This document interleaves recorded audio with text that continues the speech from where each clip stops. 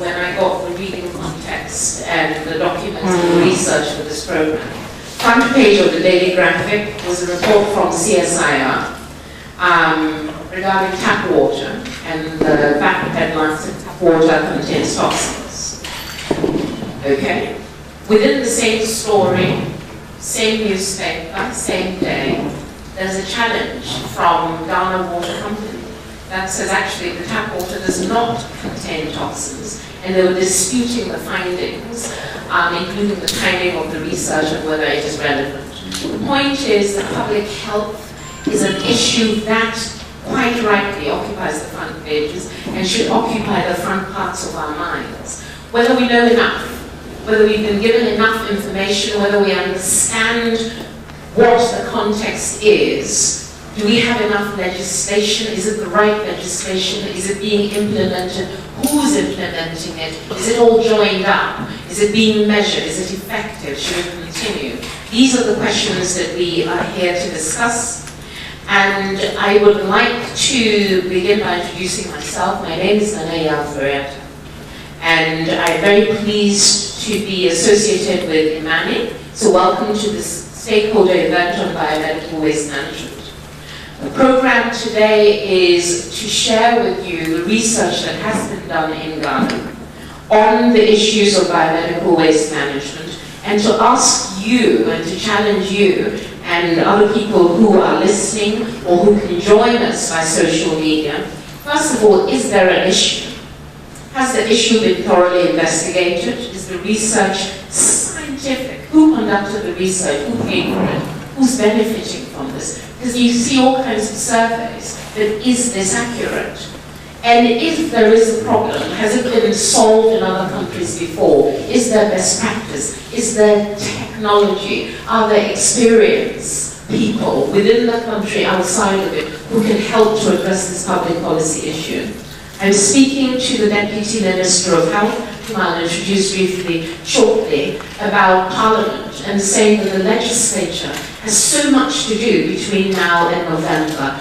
Is there an opportunity to use this stakeholder forum to make the management of waste, biomedical waste, a burning platform? So ladies and gentlemen, welcome. We have a challenge here today. Our program is short, sharp and sweet. We will begin with introductory comments from Mr. Franklin Kujo. His claim to fame is that he's married to Mrs. Franklin Kujo.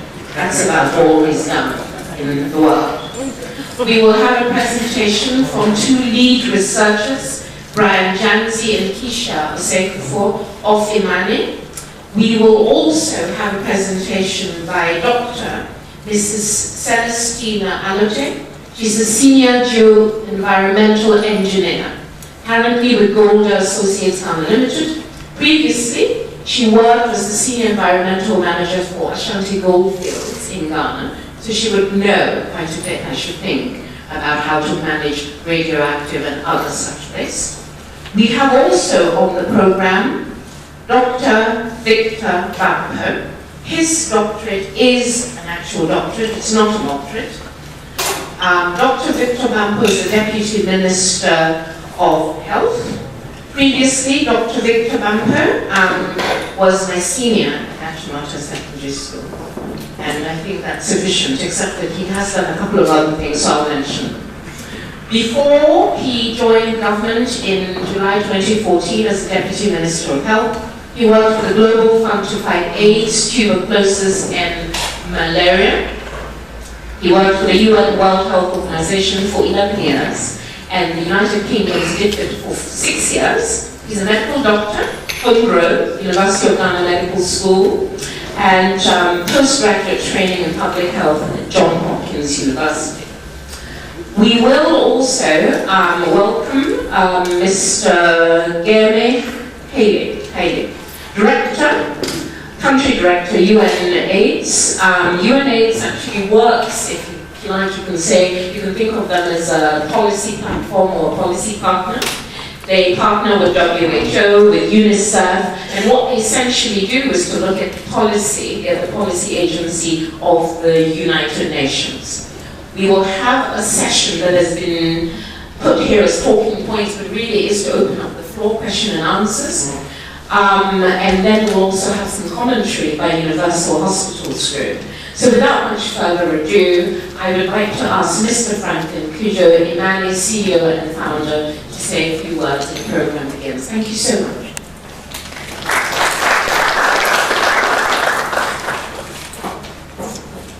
Thank you very much, Naya. So, good morning, everyone.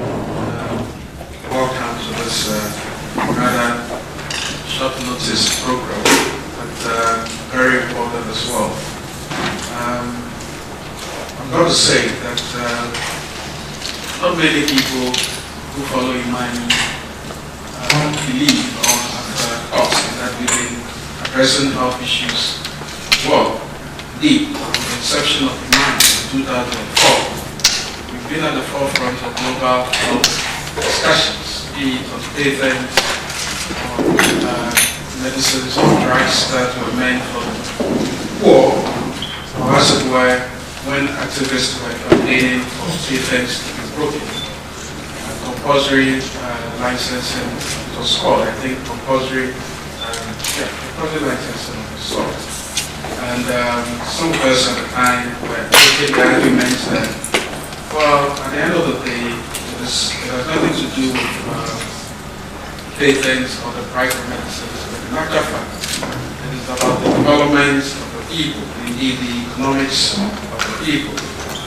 Not many of you would also remember, or indeed, if some of you remember, somewhere in 2007, we held the first ever West African Convention on Safe Medicines in the Shelby.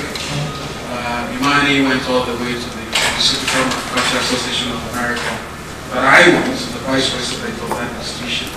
We got money and organized the first West African Convention on Safe Medicines because at the time, and I believe it's still the case, counterfeit or substandard medicines were a very significant revenue earner for criminals. And we thought that would continue that, but unfortunately, the Ghanaian businessman, pharmacist, manufacturer, didn't see the need for us to continue. And somehow, we suffered significant, I call them drawbacks, not long ago when the Food and Drugs Authority decided to clamp down some entities that were supposedly importing substandard medicine.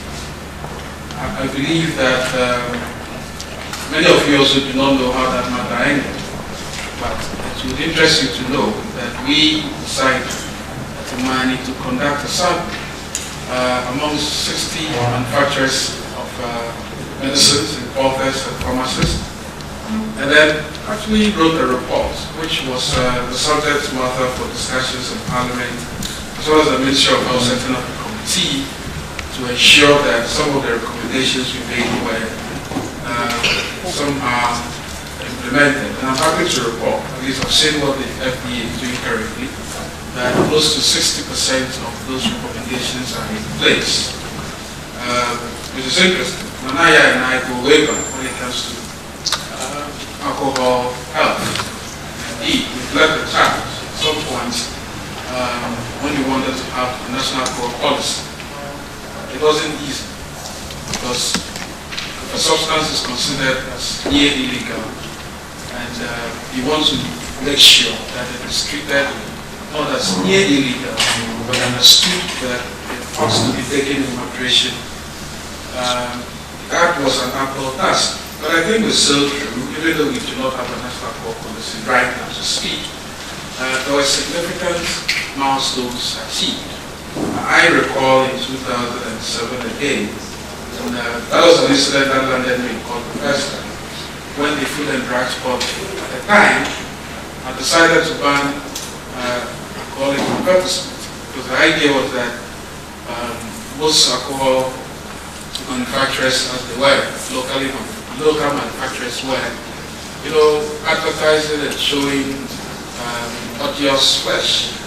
But as it turned out, the Food and Drug Board at the time decided to use a single brush and decided that those who were manufacturing, I'll say, legitimate alcohol were also supposed to suffer. IMANI took the lead. I think I recall. We had discussions with the Food and Drug Board chairman at the time, who is incidentally the MP from this area. And within the shapes of the law still, after understanding that lessons from other African countries, they do not merit his actions, he reversed it. And I can say comfortably that since then, there's been little tweaking of the alcoholic advertisement. Not that we still do not see the cashew gin bitters and the pepper shop, big bear, and all those kinds of adverts, but at least we made some progress. Finally, on tobacco, we thought at the time, everyone else was chastising tobacco and treating it as if they were fusions from exhaust pipes. We just asked a simple question. Was tobacco illegal in this country? Because the idea really was that if it's not illegal, then the best way to treat it is to ensure that smokers' rights were guaranteed. It has nothing to do with what you believe.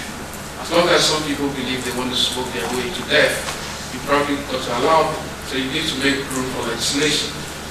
I'm happy to also say that I think 4 years ago, we made representation before Parliament, actually an open debate between those who wanted an almost total ban of tobacco.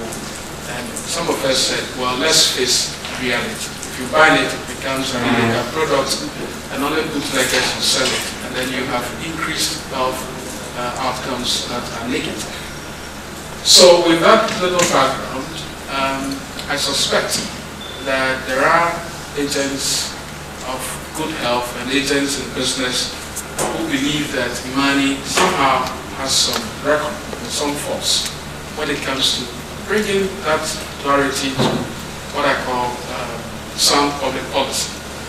And so when some agents of business decided to approach us, we thought, well, listen, we've been thinking about this issue all along anyway, and it is an opportune time to discuss it. I am happy to be here and today to see that at least we are moving a conversation. And Nana did state, Parliament will be going, not because we'll be going on recess at all, but it's just going to be difficult to get any form of legislation, at least even table it in Parliament right now, because everyone is thinking about securing ease of the seat. But we shouldn't say we wouldn't start, because these are very serious matters of health. And so I'd like to say to you that these are important. You should take the message further afield and ask questions of the presenters, and indeed anyone else who might have experiences you might want to share. Thank you very much for coming, and I wish you a pleasant day.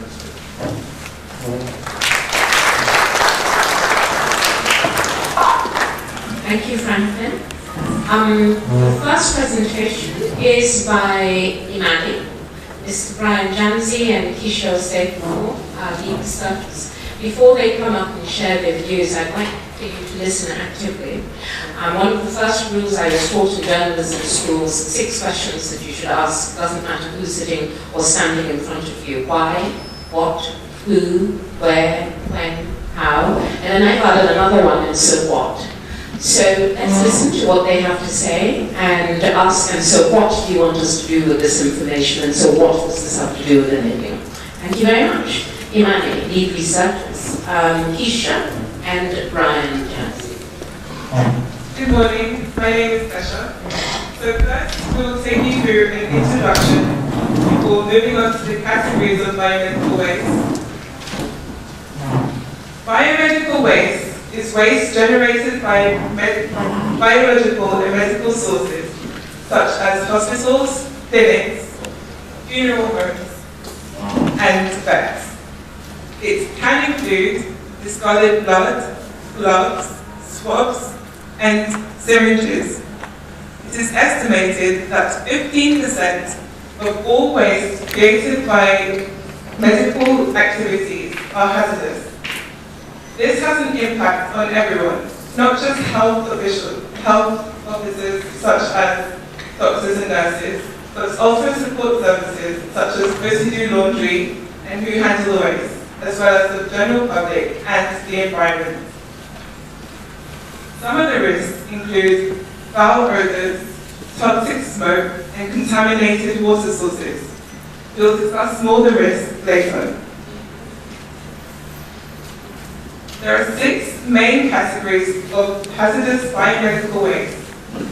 These include infectious waste, which is waste infected by blood, bodily fluids, and cultures, such as swabs and bandages. Sharps, which are any devices that puncture or lacerate the skin, such as blades, syringes, and needles. Chemical waste, which are solvents used for laboratory operations, disinfectants, and heavy metals.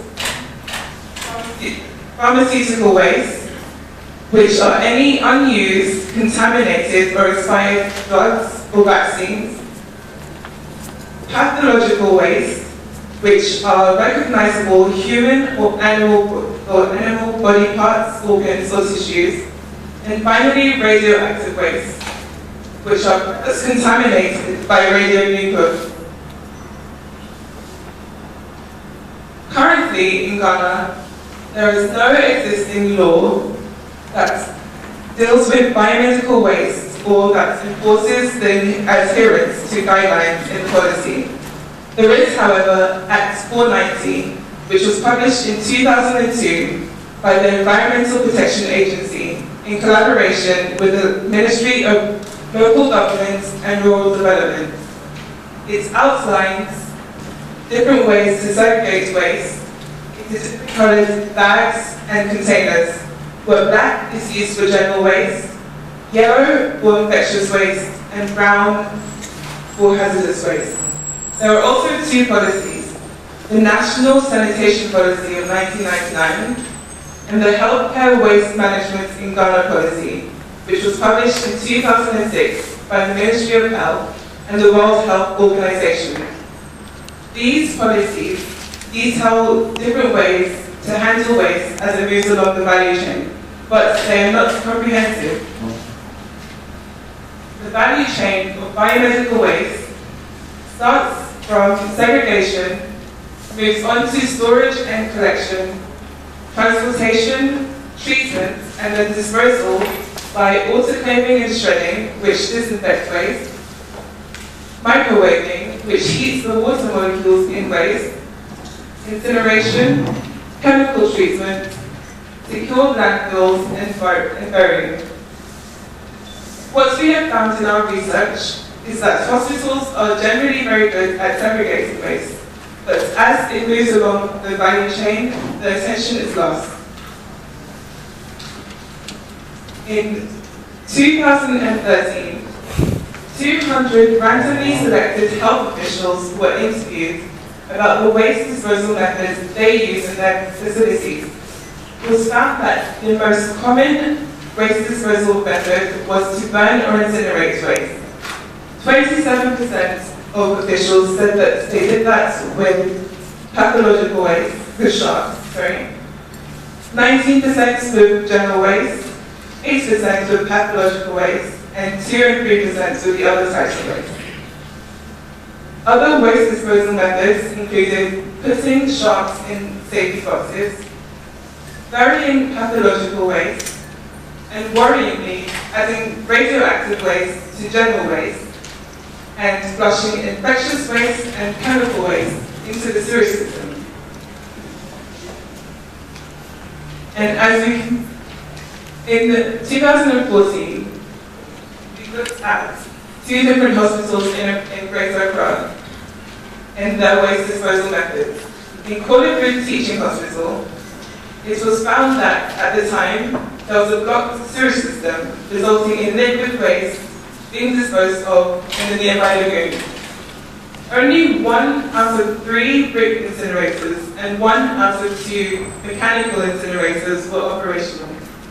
Only 20% of solid waste was segregated using different coloured disposable bags. And despite the fact that there were leaflets all around the hospital promoting the use of different coloured containers, they were not used. Even with this effort, all the waste ended up at the same place, where bags were left open after being exposed to wildlife, and overseeing staff went without any protective gear. In Ridge Hospital, which was at the time of the study was going through an expansion, liquid waste was drained directly into the sewage system. Waste was segregated using different coloured bags and containers. And even though they paid for the use of a waste collection company, all the waste again ended up at the same place in the landfill. It is thought, however, that after the expansion, they will use a shredder and an autoclave, which are more environmentally friendly. Now my colleague Brian.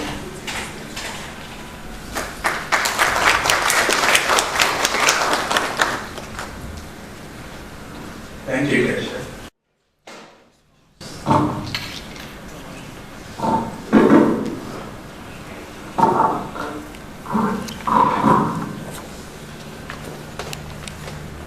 Good morning once again. My name is Brian Nancy. I'm also a researcher with IMANI. Now we're taking you through the public health impacts as well as our recommendations on how we can deal with our waste impact. First, I'll start with the impact of chemical and pharmaceutical waste. Chemical and pharmaceutical waste are actually toxic. They could be corrosive or reactive, or they could be flammable. So how they are disposed should be of great importance to us. What we found out in our research was that in most hospitals, chemical waste are flushed directly into the sewage systems. And we all know most sewage systems in Ghana do not get treated before it finally get discharged in water bodies or in open pit. Now this is really dangerous because a lot of communities who live around these hospitals use these water sources for their daily activities. Some use it for washing, bathing. And what is even more worrying is that a lot of farmers who live in that communities use these water sources for irrigating their vegetable farms. So you should be worried about where you buy your vegetables from if you live in and around the political enclaves, because you might never know where you're getting that vegetable or the fruits you're buying from. Another way chemical waste are disposed, we found out, is that some hospitals actually ban some of the expired drugs, even though that's according to the APU regulation, they are supposed to actually report it and come and collect and the world disposal. But we found out that some actually openly ban their drugs, expired drugs. And this is also dangerous because the chemical composition of some of these drugs, when it burns, the fumes it generates, which comes out actually disseminated, contains some nitrogen oxides and some contains some heavy metals. And research shows that some elements of dioxins is a cancer-causative agent. And research also shows that some of the heavy metals which enter the food value chain when these wastes are burnt are responsible for some of the childhood defects which we see in children. So how this waste, chemical waste, are actually disposed should be of great concern to us. The other waste has to do with sharps and infectious waste. And when you come in contact with very contaminated sharps, which Tisha already explained, how they actually chew either parts or puncture, these are some of the infections which you can expose to we have respiratory infections, genital infections, HIV, hepatitis A, B, and C, among many others. A lot of research we have come across has shown that there's a strong linkage between the transmission of HIV/AIDS and hepatitis to exposure to contaminated strains which are found in biomedical waste. For instance, the research was done in the United States by the Environmental Protection Agency, which was submitted to their Congress in 2000, and was found out that out of the 300,000 cases of hepatitis A and B, which were recorded in that year, between 150 and 300 of that transmission was as a result of public health workers getting in contact with infected strains. So then, if that is the case in the United States, I'm sure the same picture is what's happening in Ghana. But because in Ghana we don't really keep a lot of records and there's no clear medical evidence to show the number of people get infected as a result of, especially the health workers, as a result of coming in contact with some of these sharks. We cannot tell the clear picture, but at least if such a report has been done in the US, we should be clearly concerned the number of our health officials and even people who come generally to the hospital and even scavengers who come in contact with some of these sharks which are thrown away. A personal story, I grew up in Ho, and which was, my house was really near the medical village. And it was common to find a lot of these strangers around. And I remember we used to take some of these strangers and practice that we adopt this. Imagine if this were infected with some HIV or something, and we got, predecessors or actually past us. We could have been infected without even knowing. So the way these sharks especially are disposed should be a really great concern to us. Also, some of these infections which are listed above here actually also are spread to other media. For instance, they usually flush some of this waste through the sewage system. If this waste gets discharged into the water bodies, there could be a health risk to people who live in the catchment area. Another way, when you look at the pictures which Kesha presented, you can see that a lot of this infectious waste are left in the open, and it's accessible to animals of all types. Rodents feeding on this waste which are openly disposed. The standard is that they should actually be sealed, but in this country where our cholera infection rate is very high, we should be really worried about how these wastes are left openly. And lastly, I'll talk about radioactive waste. This actually occurs in the smallest quantity when you look at the proportion of waste which are produced in Ghana in our hospitals. But even though they occur in the least quantity, they are actually more dangerous because a little exposure can actually cause a lot of dangers, even to death. I'll cite an example of a case that happened in Brazil. In 1988, it was found out that someone mistakenly took a package of radioactive waste home, and it led to the injury and even death to about 250 people. 250 people died as a result of someone just mistakenly taking a radioactive waste home. Now, this is really scary. I'm sure it could be happening in our country. People are dying in silence, but we are not aware. So now it's time for us to take serious consideration of how we manage health waste in this country. So now I'll go over to our recommendations. IMANI recommends 4 approaches in dealing with biomedical waste in Ghana. The first one is that we need to review the existing policies which have been published. For instance, the Ministry of Health Policy, going through the document, it's really an excellent policy document. But it's been 10 years since it was published. It was published in 2006. Trends have changed, new technologies have come into the space. So we believe that it's about time the ministry and its stakeholders take another look at the policy and review it so that it meets international standards. Secondly, we are strongly advocating that there should be a legislative instrument which will be enacted, which will back the existing policy. From our research, we found out that even though it was clearly stated what the health institutions should do to their medical waste, it's actually not being implemented. The reason being that there is no incentive or there is no, punitive measure for those who do not follow the laid down principles. So we are advocating for a legislative instrument. And this legislative instrument will do 4 important things. The first one, as I already said, is to ensure enforcement of the existing policy. Secondly, it will state clearly the funding mechanism for biomedical waste. The problem we found is that most of the people you talk to will say, who should pay for the biomedical waste? Should the patients who come to the hospital pay? Or should there be a special levy, such as the NHIS? Or should there be a tax element to take care of it? Or should hospitals use their internal generated funds to take care of biomedical waste? When we enact this law, it will state clearly, and I'm glad some members of the Parliamentary Health Select Committee and IMANI, so we'll pick up this from here and start a conversation on who should actually pay for this waste.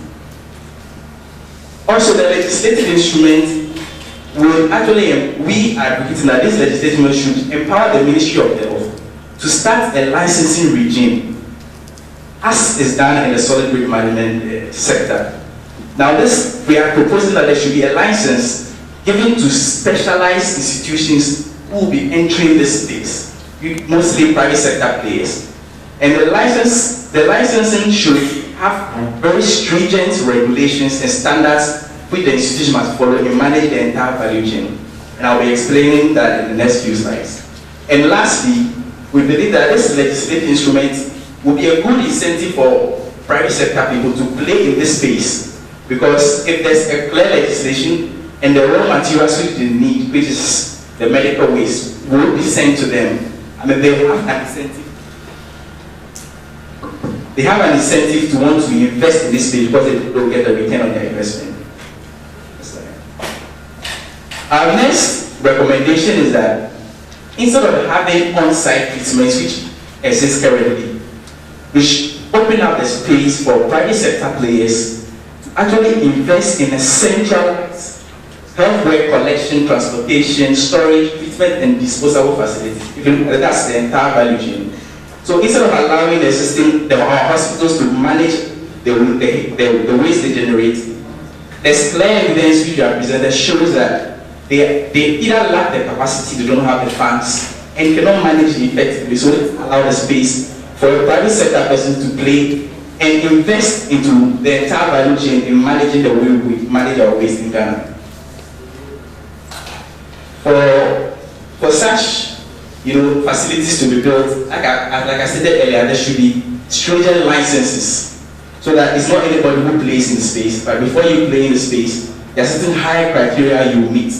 For instance, when it comes to the collection and the storage, there should be specific regulations, such as the institution should have tracks which have different storage compartments. They should have cold stores, advantage points, so that they can actually keep the waste for a while. And also the people who actually handle this waste should be well trained, and the regulatory agency should actually enforce this to ensure that they go according to standards. And when it comes to the treatment and disposal, we are advocating that the particular institution that will play in this space should have a variety of treatment methodologies, not just autoclaves which are maybe already existing in the space right now, but we want them to have some of this variety. For instance, there should be autoclaves, there should be shredding, there should be advanced incinerators. The existing incinerators in the hospitals have been found out to be ineffective and produce more emission. This research was done by the Ghana Atomic Energy with the Ghana Health Service. So they actually recommended that the hospitals should actually freeze installing new incinerators.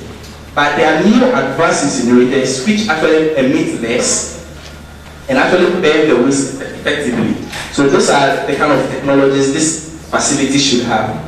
And they should have their own chemical waste treatment plan, all part of this chain, as well as their own engineered landfill site, so that we are sure that after the treatment of this waste, the final deposits are not transferred once again to the original existing disposable sites we have. The case, this facilities actually, it's not new, it's not novel, it exists across the world. And we would like to state the case of India. In India, in the year 2000, they enacted a law such as one we are advocating for, and this opened up the space for private sector players to invest into managing the entire value chain of biomedical waste. And a company in the Green City of Hyderabad, a company, GJ Multiplay, actually invested in this space. They treat waste from 125 hospitals, and they have a range of place, microwave and incinerator, and a landfill site, which we are actually recommending. Now, a research was done to see the effectiveness of this equipment which was installed, and it was found out that it actually improved the way biomedical waste was handled in that catchment area.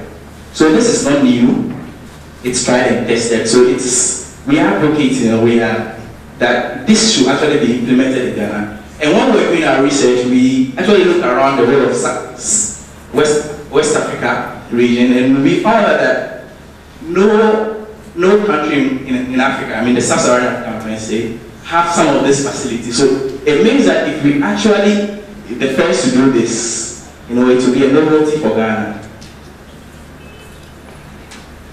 Finally, we are recommending that the Ministry of Health, in collaboration with all of its agencies, should intensify their awareness campaign to ensure that everybody is educated on the dangers of biomedical waste, so that when people come into the hospital, they know how to handle themselves, especially when it comes to those who handle this waste. The orderlies and those who do the cleaning, they should be continuously educated on the dangers which they are exposed to. We believe that all these recommendations, as well as other recommendations which the forum will bring up, are implemented, will actually solve this menace of biomedical waste in Ghana. Thank you very much.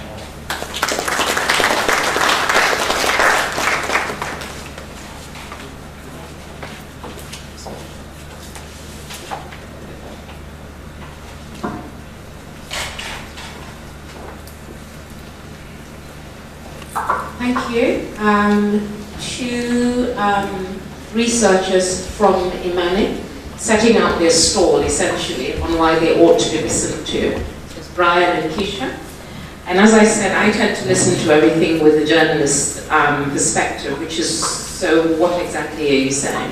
What I understood from the two very good presentations, that there is a WHO definition on what constitutes biomedical waste. So it's not an IMANI definition.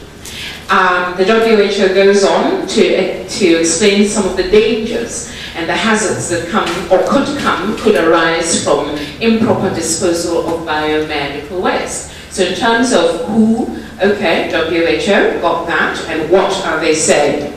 I understood that there is a sanitation policy in Ghana. It's not as if we don't know that we haven't done anything.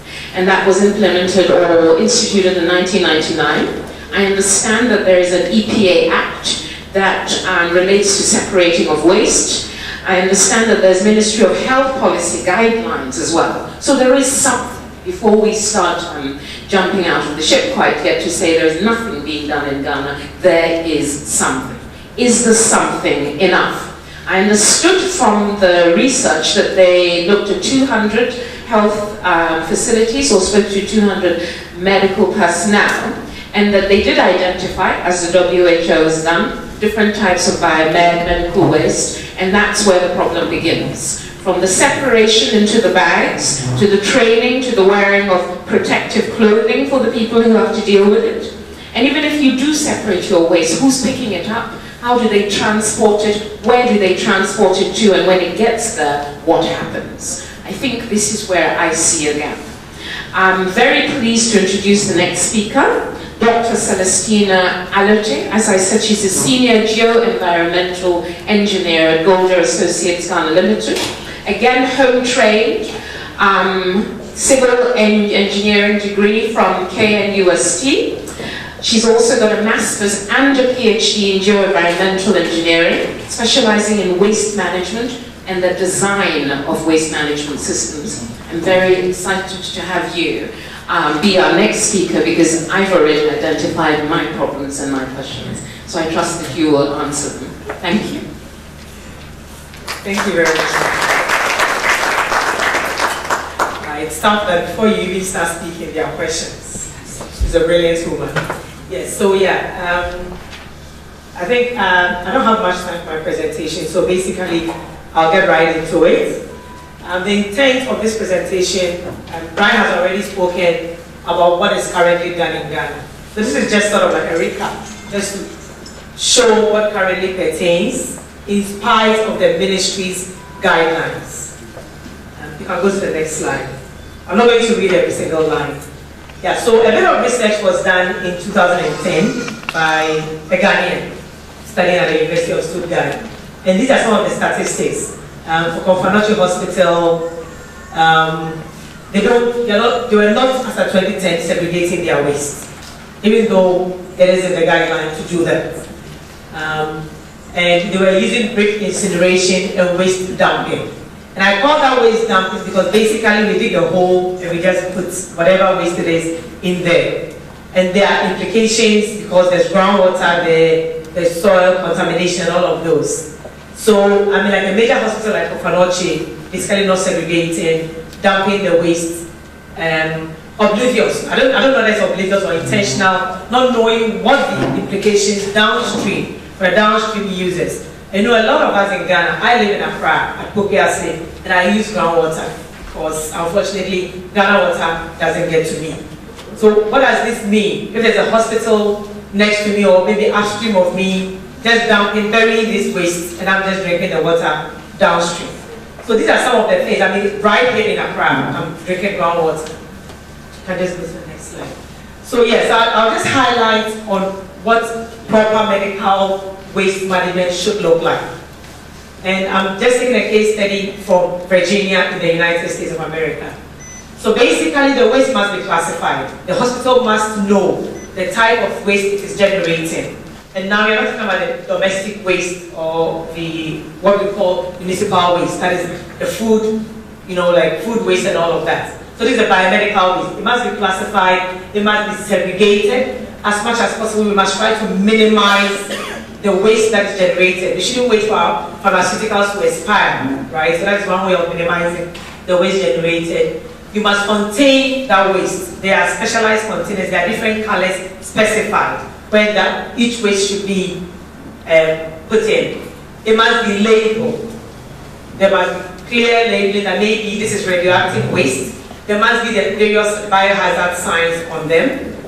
The handling, it shouldn't just be handled by just anybody, a cleaner with no gloves, with no protective clothing. It must be handled properly. Transporting must be done by specialized people, you know, in proper trucks that have the proper, like Brian mentioned, compartmentalized, you know, to contain the different types of biomedical waste.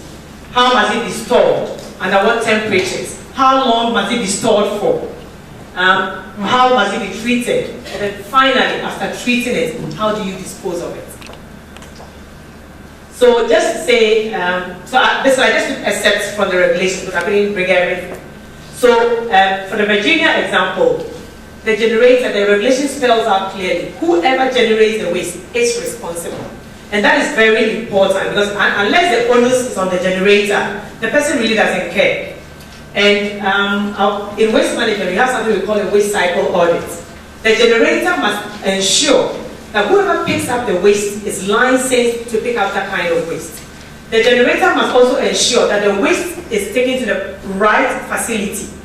So if you have that responsibility to ensure that your waste, the final disposal of your waste, is in a properly designed and permitted facility. You are responsible for your waste from the generation to final disposal. So you cannot say that, well, I gave it to Mr. X and that is it. I mean, in mining, I just came out of mining. In mining, we do that. You do waste audits. You follow your waste management contractor who is permitted by the EPA to pick certain waste. You audit them right up to the final disposal point. So if they say they incinerated your waste, you need to see where that waste was incinerating. You need proof of that. Otherwise, you are liable if anything happens at the final disposal and there's any contamination. And that is where we should be getting to, because then people will be more responsible. And the facility where the waste is managed or where it is treated, where it is stored, it must be permitted. It must meet certain standards. The regulator must know about that facility. It must have certain facilities, and a cold storage so that you keep the waste at a certain temperature. You must, the owner of that facility must, before you build the facility, you must have an environmental impact assessment. What does it mean to have a biomedical waste storage facility here? You must talk to the public. What are the public perceptions? What are their thinking? And you must provide all of this evidence to the regulator. The facility must be designed and constructed by a professional engineer. Not just any person you meet, a mason who does the construction, or just anybody who calls himself an engineer. This must be a professional engineer who is recognized by a professional body in the country to do that kind of work. You must have an operational plan. You must tell the regulator, how am I going to operate this from beginning? For when the waste gets into my facility, how am I handling it? How am I treating it? And how am I finally disposing of this waste? You must let the regulator know that once your facility is done and you are closing, by closing means your facility has reached its capacity. What are you going to do to ensure that the facility does not even become a problem for the people who live in the area and even for the country? In mining, we have a lot of such examples. You must submit financial assurance, and that is to say that if your waste treatment facility goes bankrupt, the government has enough money to rehabilitate and to close the facility properly. And the key word is properly. And the person who operates the facility must be certified by an appropriate authority. You cannot just pick up Kofi Mensah because he's looking for work and get him to operate such a sensitive facility. Packaging and handling. Packaging, handling, and transportation. The regulation clearly spells out, I've just taken a sense from here, how it must be packaged, how it must be handled, the type of PPEs you must wear, and how it must be transported. The regulation spells out the temperatures. It says the regulated medical waste that must be stored for more than 7 days. It must be refrigerated. Because if you don't, it starts decomposing, right? And with all the implications that come with it. And then you cannot keep your waste stored for more than 15 days. So you cannot just say, I'm waiting to get a lot of, maybe you run an autoclave facility or an incineration facility of a certain capacity. And until you get the capacity so that it's economical, you cannot say, I'm just storing this until I get enough capacity. There is a limit, and there should be a limit on how long you can keep this waste. And then for treatment. So basically, you can incinerate it, sterilize it by steam, which is also claiming, or there are other methods. The lady mentioned microwaving, there's chlorination. All of these methods, you cannot dispose in any landfill unless you have treated this waste. And once you have treated it and you have generated either the ashes or the sterilized material, then you can dispose at a landfill. And the landfill is not just digging a hole in the ground and dumping it in. This must be a properly engineered landfill where you can collect the leachates, test it to make sure it meets the criteria set by the regulator before you dispose of this leachate. A lot of times, and I remember near Akofu, near Achimota, there was a waste dump site, I would like to call it, and there were complaints of the water, the leachate, just running, around, and people were moving in and out of the area. That kind of waste has to be collected. The wastewater has to be collected. We need to know the constituents, and then it must be treated if necessary, based on the limits set by the EPA. So I'll just go a bit into incineration. If you choose to use an incinerator, you must operate at certain temperatures, no less. You cannot say my incinerator operates, let's say, at 700 degrees Celsius. If you have to do otherwise, then you must demonstrate to the regulator why your 700 degrees Celsius will meet the criteria they have set. And these are the kind of standards we must be attaining for. Because otherwise, and you must, the incinerator is not permitted. The emission, the air emission, we just heard about the atomic energies research, which shows that the emissions from the incinerator themselves are a danger. So basically, it's like from frying pan to fire. So we must have the right type of incinerators. Their emissions must be monitored, and if they are not meeting the standards, they must be shut down until they meet the standards. And then you must monitor. You need to know. I have incinerated. I have autoclaved. How did it look like? What are the characteristics of the final material? Did it meet the criteria? Can we go to the next? Yes. Once you incinerate and you get your ashes. Sorry about it. Okay. When you incinerate and you get your ashes, what do you do with the ash? Do you just dig a hole in the ground again and bury it? The ash must be tested. If it proves to be hazardous, maybe there are heavy metals in it, you must take it to a properly licensed landfill and dispose of it. You cannot just bury it in your backyard. If it is not, there are also landfills that are designed for non-hazardous waste, so you take it there. In either case, the landfills must be properly engineered. You cannot just put it in any ground. And then, in Virginia, the waste management regulation stipulates that you take a sample, you test it by certain methods that they have established. So you cannot say, oh, I did it by my method. Okay. So unless you are Einstein and you can reference yourself, which is what I always say, then you need to have a tried and tested method that is widely accepted globally, by which you test your sample. And then the next one we have is autoclaving. If you choose to use autoclaves, the temperatures are specified. There are different temperatures. I just took one of them. Or otherwise, if you decide you think other temperatures will work for you, again, you need to convince the regulator that these temperatures will meet the criteria you have set in terms of the bacteria. So the second point talks about, in Virginia, they have said the bacteria, spores of B. Thermophilus, of a certain culture should not be present once you finish autoclaving. So once you meet that criteria, then you are safe. And then you can eat and then take it to your landfill. And then you must keep records. Very important. Because you'll be audited by the regulator. So record keeping is very, very important. A lot of times we just do things, when you ask for proof of it, they're like, oh, I wrote it down somewhere, but they cannot show you where they wrote it down. So if you can't see it, then most likely maybe it didn't even happen. There are other methods, as a dry heat, we have the microwave. So we come to the final disposal of the waste you have treated. So once it has been treated, in the case of ashes, like I said already, if it's hazardous, we take it to a hazardous landfill. If it's not, we take it to a non-hazardous landfill. And the emphasis here is in a properly engineered landfill. In Ghana, many times I hear reference to landfill and I shudder because there are not many engineered landfills, at least in Accra, I know of one in Tema. We tend to use the word landfills all over the place. But we have, for the waste not to become a liability, a source of contamination, you need to properly engineer, put in the right materials to prevent it from getting to the groundwater, and ensure that the water that comes out of it, which is called the leachate, is treated before you can dispose. And all of this must be regulated.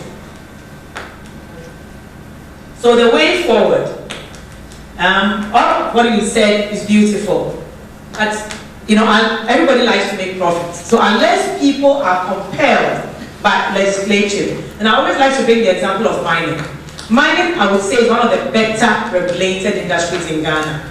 And the mining companies, they shudder. When the EPA is coming for an audit, they are worried. Why? Because the EPA is an enforcer. When they come, if you don't do the right thing, they shut you down, they fine you. And if you don't want to be fined, you comply. So basically, the important thing is to have legislation backing it, Because the ministry cannot come and say, I'm shutting down your facility without any legislation backing. Somebody can take it to court, and the ministry will be in the wrong. And then once we enact the legislation, enforcement. In mining, the EPA came up with something called the ACOBEN. And ACOBEN gave the mining companies, they judge you by certain criteria, and they publicize it. And now it's a global world. So, you sit in Ghana, and somebody in Norway, an investor in Norway, hears that your mine didn't do well, and they are investing. They are environmentally conscious. So they are like, I want to remove my investment because I've heard that you guys are contaminating and polluting, wherever, Taukwa, be it or Boise, be it wherever. So then the mining companies now sit up and try to meet the regulators' criteria. Enforcement is key. You can just go on. I don't want to break some of the challenges for enforcement that I found on the internet for India. There was a statement they said that yes, the waste management was made mandatory for all government and private hospitals, many still fall behind. It took a raid. The city officials, the health officials had to go raid the place before they found out that people were not complying. So somebody, enforcement must be active, constant visits, audits, either by private consulting company or by the regulator themselves. They talk about the fact that waste was supposed to be segregated. When they went there, they found out that the hospitals were not segregated as they should. And because of that, the incinerators were not performing as they should. They talked about the fact that Brian mentioned cost. Who bears the cost?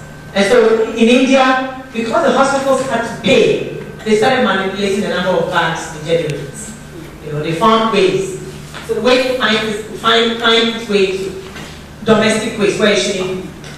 And then they talked about the fact that inspections, that they are going to continue inspections. So these are examples to reinforce the fact that we need to enforce. The legislation is needed, thereafter enforcement. Yes, so the recommendation based on this is that we need strong and clear legislation to compel the owners, that is the generators of the waste, to properly dispose of their waste. We need to train and educate medical personnel. Some of them are not even aware. The cleaners, maybe the doctors might be, the rest might be. The cleaners might not even know of the dangers they are being exposed to. Then we need to have a more concerted effort to manage medical waste. And then we need to monitor. Thank you.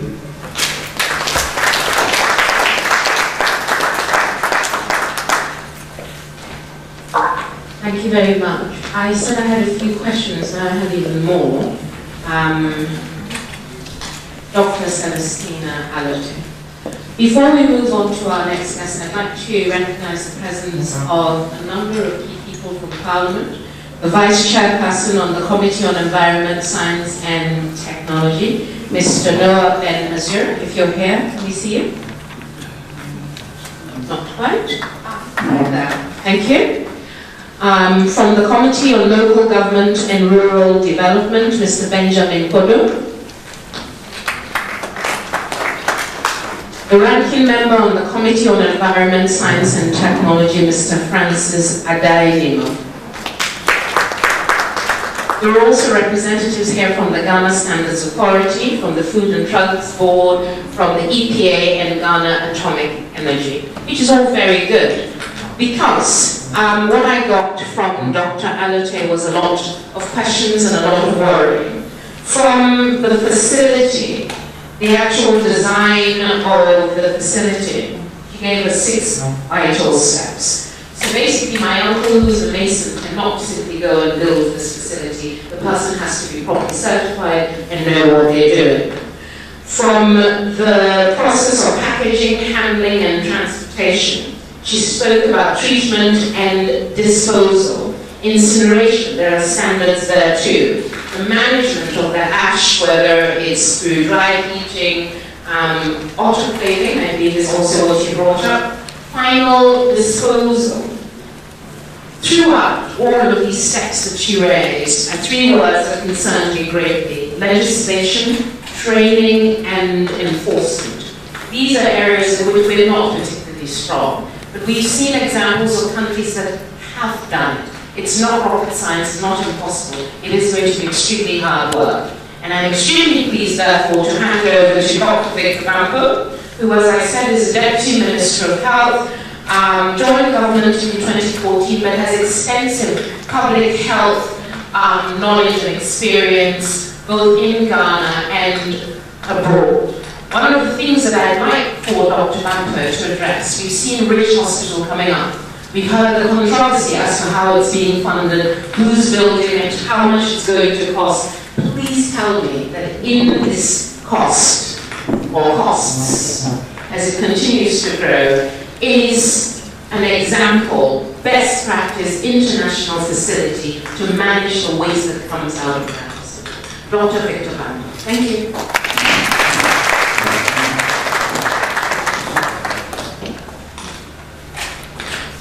Thank you very much. One of the reasons why I accepted this invitation was because I knew Naya was going to be here. She has a mind as sharp as a razor, and sometimes I think she has a razor that she uses to prod us politicians. So, good to keep us on that. Frankly, thank you very much for inviting us. Honorable members of Parliament, my own dear friend from UNAIDS, Heidi Berme, distinguished ladies and gentlemen. I think this is not one of the times when I'm going to make a very long speech. It's just going to be a few points to share with you. We've had a few fascinating presentations from Keisha, Brian, Dr. Celestina. I think it's very clear that we have, I think, about 18,000 hospital beds in Ghana. And it is said that each bed generates about 1.2 kilograms per day of waste, of which 15% is infectious and hazardous waste. Now, doing the math, I think this goes to give us about a little over 3 tons of that kind of waste every day. This is not to talk about the laboratories and all the other places. So clearly, there is something that we must deal with. As we heard from the presentations, I think Keisha stated the issue, outlined the environment when it comes to legislation and policy, talking about the EPA Act of 490, the National Sanitation Policy, and my own ministry's policy. We also heard about the impacts that this disposal or unsafe disposal of waste can cause and is causing. But I'm most interested in the recommendations and the way forward. And I think that is why we are here. I'm very pleased to see that to a very large extent there was a convergence of the way that it is being recommended that we go. So what Celestina said and what Brian said had some major areas of convergence. And if you permit me, I'll just mention one or two. I think Brian talked about reviewing the current legislation and then moved on to something that Celestina also picked up on, which is getting an LI in place, making sure that that LI is enforced. If there is anything, and this is with the greatest respect to our honorable members of Parliament, I think we have a lot of legislation in this country. One of the issues that we have to deal with is how to enforce it. Given the gravity of the problem, given the potential nature of explosion, given the fact that we are all gathered here to share ideas, I think the resolve of the Ministry of Health would be that whatever comes out of this meeting will be taken very seriously before we get a major problem on our hands. So that one I can resolve to take forward.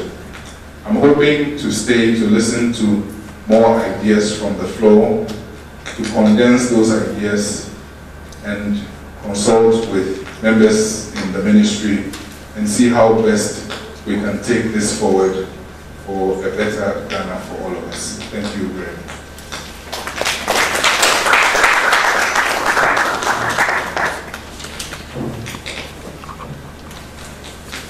Victor has been extremely diplomatic and has not answered the question about whether a regional hospital being constructed at an astronomical cost, according to its critics, and there are many, including me, will, for once, since it's new, and since you know about these issues, have an international best practice facility to manage biomedical. I'm sorry, it was answered by one of the I'd like you to answer it.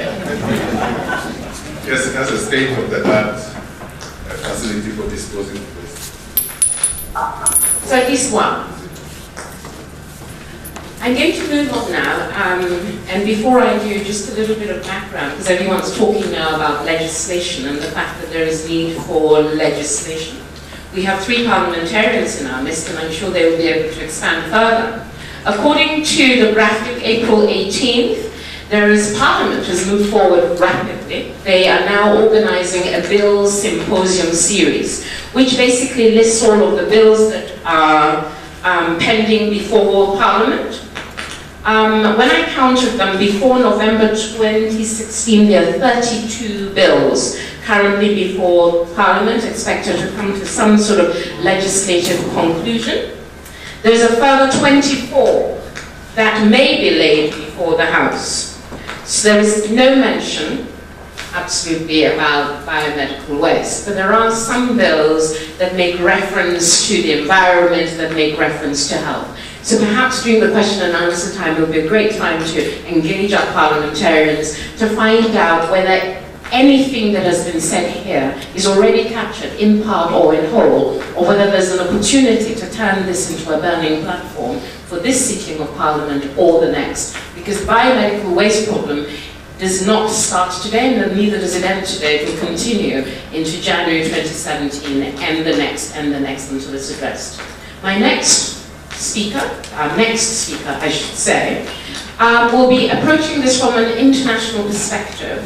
The country director of UNAIDS, essentially the policy agency of the UN agency, and I think that once we looked at it from the ground up, it would be useful to understand also from a UN international perspective, because essentially we're looking to have safeguards that are internationally acceptable and recognized, just like in the mining sector. So I'm going to ask Mr. Gemma to join us and to share his views. Should we be pushing for legislation? Are there other things that we ought to be looking at in policy? Mr. Gem.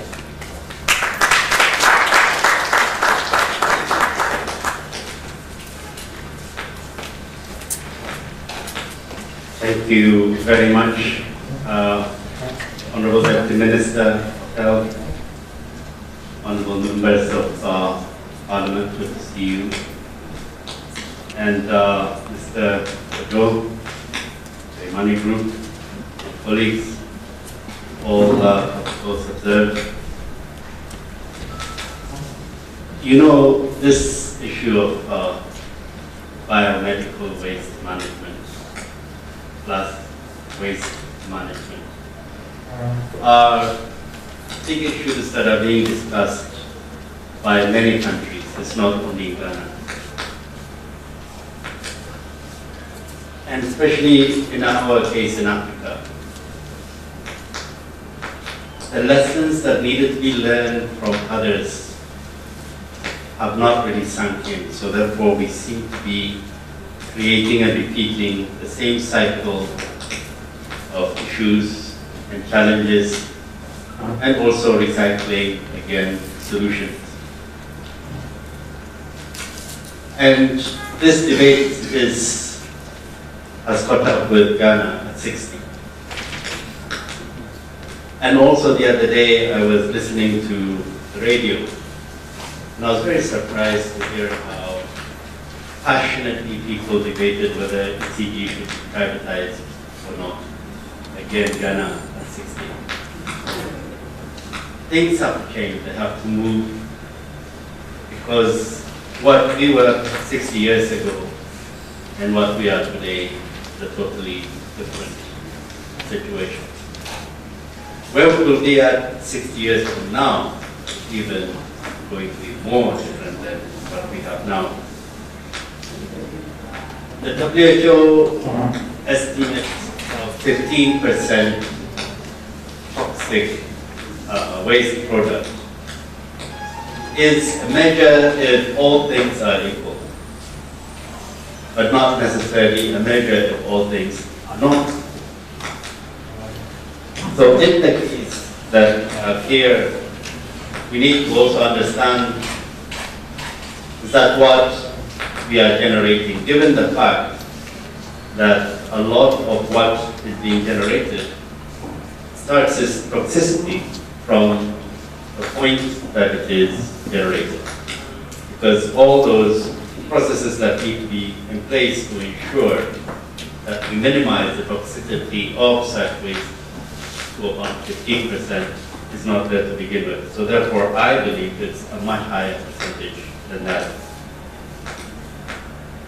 Ghana, in terms of many other countries around the continent, and I'm sure Franklin can attest to this, is in a much more better position in terms of having policies, in terms of having guidelines, and also in terms of having acts, parliamentary acts, in regards to sanitation, waste management, and hygiene. And if we compare per capita also, the capacity, the in-country capacity, the human quality of Ghana to many other places is also quite high. But what is the problem? Where are we properly involved? Leadership, commitment, corruption, laziness, what is it? And this is what I think, as a policy dialogue today, it's not the science. They have got the presentations you have seen are spot on, each one of them. They're evidence-based, they are there, they're speaking to the point. But in this policy dialogue, I urge that the dialogue creates space to also address other direct and indirect influence that we have over this issue of sanitation in general in Ghana, and also in particular in this area of biomedical waste.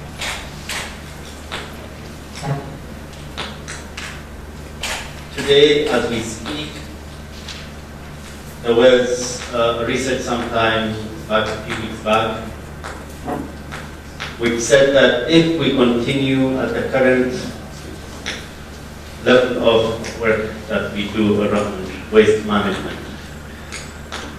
it will take Ghana and many other African countries centuries to achieve what we say we should achieve in our policies. New hospitals and new structures are being built, and of course with hospitals and clinics, this is a very important factor that needs to be included in the planning, in the design of such construction. Furthermore, the professional service that needs to be put in place, as mentioned by our engineer presenter, is also a strategic issue.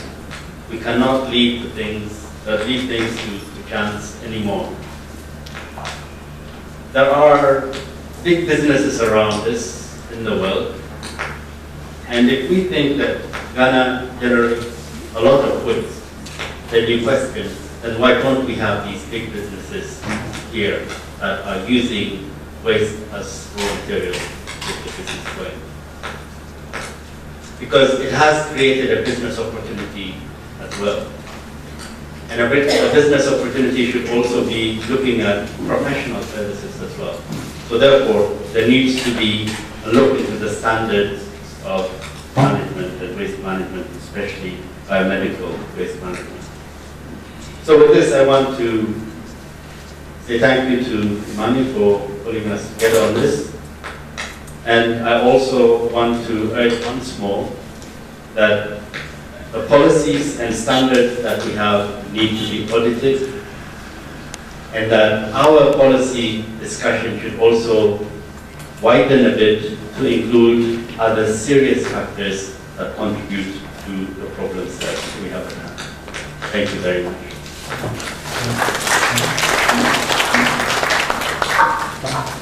Thank you, Heidi. In a very measured case of less is more, you've shared your thoughts with us. Policy is more than science, it's also about attitude and the bigger picture. That whatever legislation has to sit, it has to work. So we probably need to look a bit wider and probably more personally at each other. I'm going to ask next a representative from the Universal Hospitals Group, and I'll explain a bit about who they are. Mrs. Jifa Orka is going to join us. So the Universal Hospitals Group says that it is a turnkey health provider.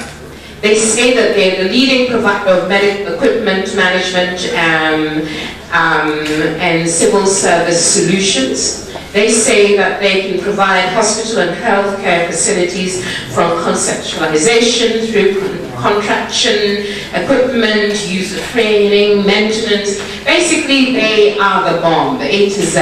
One of the main things that has come up, which we should discuss, is the business case.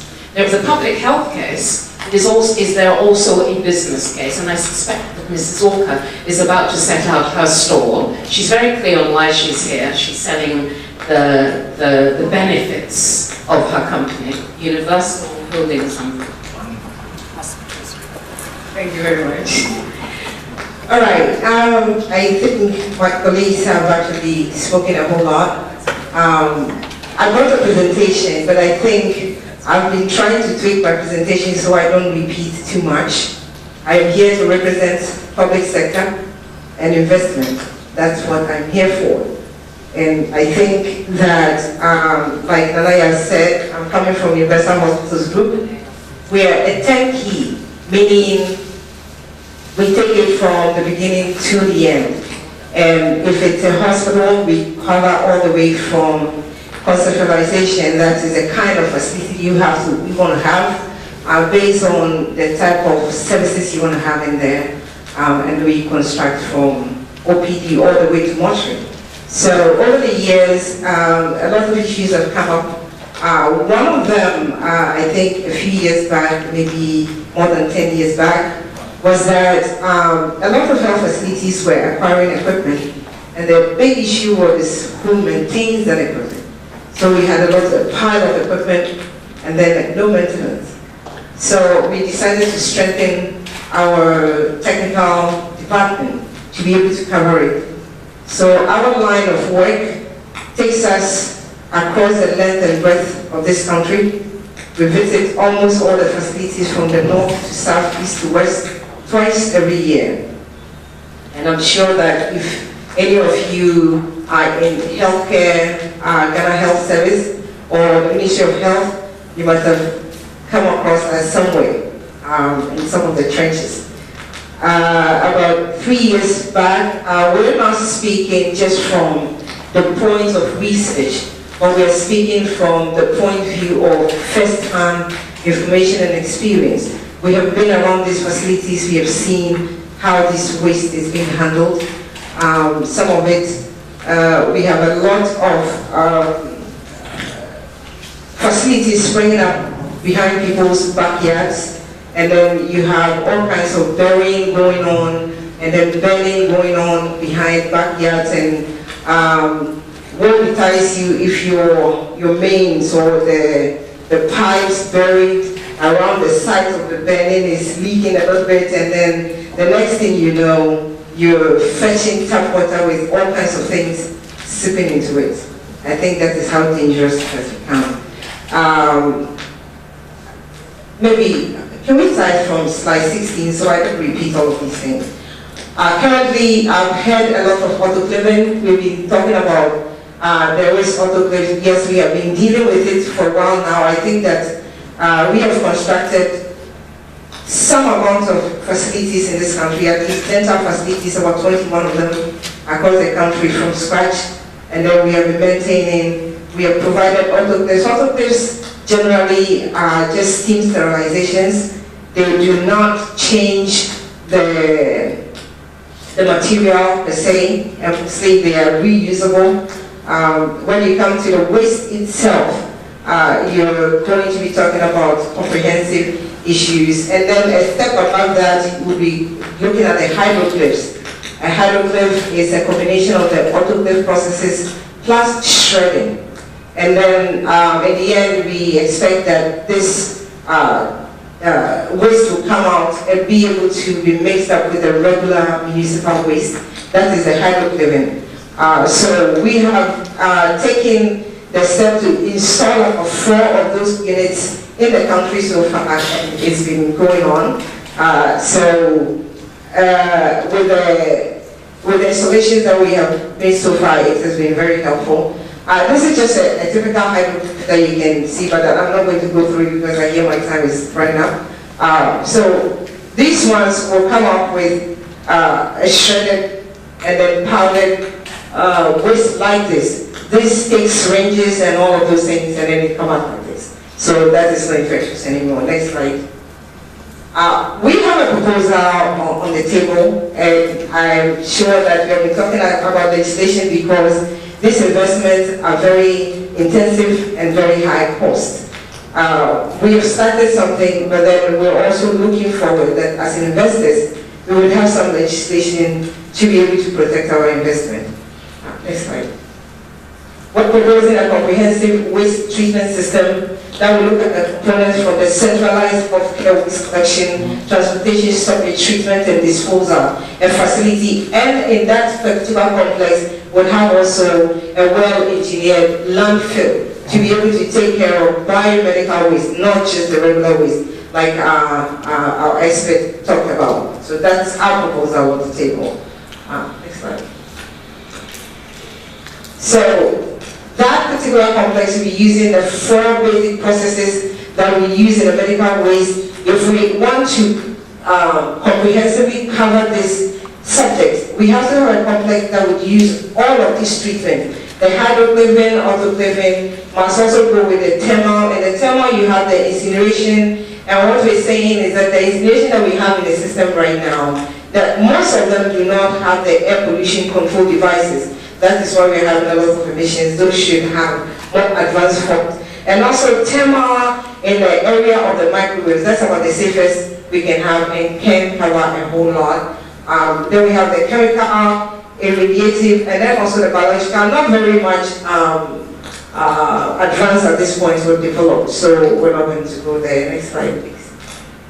So these are some of the processes. The thermal, they rely on heat to destroy the pathogens. Then we have the chemical processes that will use disinfectants and destroy pathogens as well. Most of these chemicals, depending on the system you're using, the chemical that you're using is recyclable. You don't throw the reagents away. Like I said, biological is not well developed at this point. Next slide, please. Then we have mechanical processes in the mix, such as the shredders, mixing arms, or compactors are added as supplementary processes to render the waste unrecognizable, improve heat or mass transfer, or reduce the volume of treated waste. This is just supplementary to what we should have. And then steam disinfection, there are standard processes in the hospital at this point. That is mostly the autoclaving. And then there are more designs to go into fragmentation, drying, and then chemical treatment or compactation to modify the basic autoclave system. That is also existing at this point. Next slide. To achieve this, we would use all the following processes in combination. That's the only way you can, because all these processes are best for certain types of waste. Not only one process will cover all of the waste that we're dealing with when it comes to biomedical waste. So you're looking at autoclaving, hydroclaving, that is steam sterilization plus shredding. But then you also have shredding and colonization, and then you also have other non-bent technologies and incineration it's just one in the mix. Slide, please. There are some advantages of autoclave. The reason why you cannot just stay on one is a small space requirement anyway, easy to use, but then it's limited capacity, not always waste handling system, bags, auto control, steam source, waste volume and change, and waste appearance and change, mostly for autoclaving. Next slide, please. Shredding and coronation has substantial volume reduction, suitable for many ways, relative simplicity, but then also very, very high cost. Manual waste handling is in there somewhere, liquid discharge, room noise, and then also the chlorine odor can also become a problem. Next one, please. You also have the incineration, and then the biggest advantage of this particular one is the waste reduction, and also using most of the countries at this point that have space issues with the landfill. So this one reduces it dramatically to reduce the stress on the landfill. Next. Okay, let's go on. Just some illustrations of the process. I was talking about the chemical processes, the shredding and coronation process. That's for liquids, human and animal waste, usually with the I very green eyes. Alright, so this is the process, and then it all ends up, all these processes do end up at the landfill. So what we're saying is that in as much as we're all having processes, there isn't a proper end to this process, and what we're proposing is to have all of these in one place. So we need some backing to make sure that whatever huge amount that we're putting into these efforts will actually sink. Thank you very much.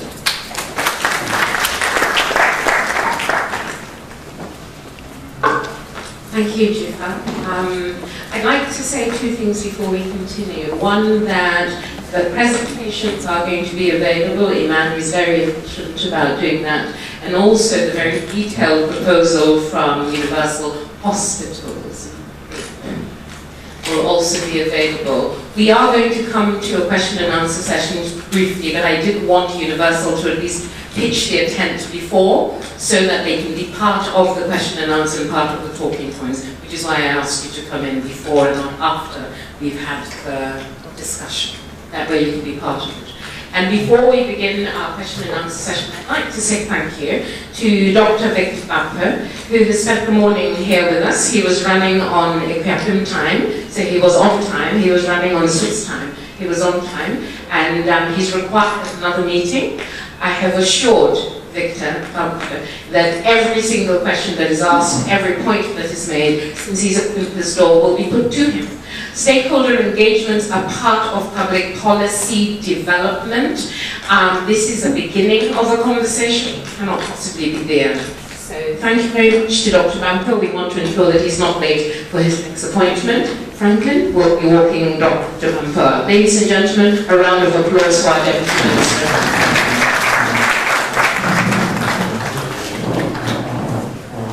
And I believe we are also going to be saying goodbye to Hayley, who's the country director.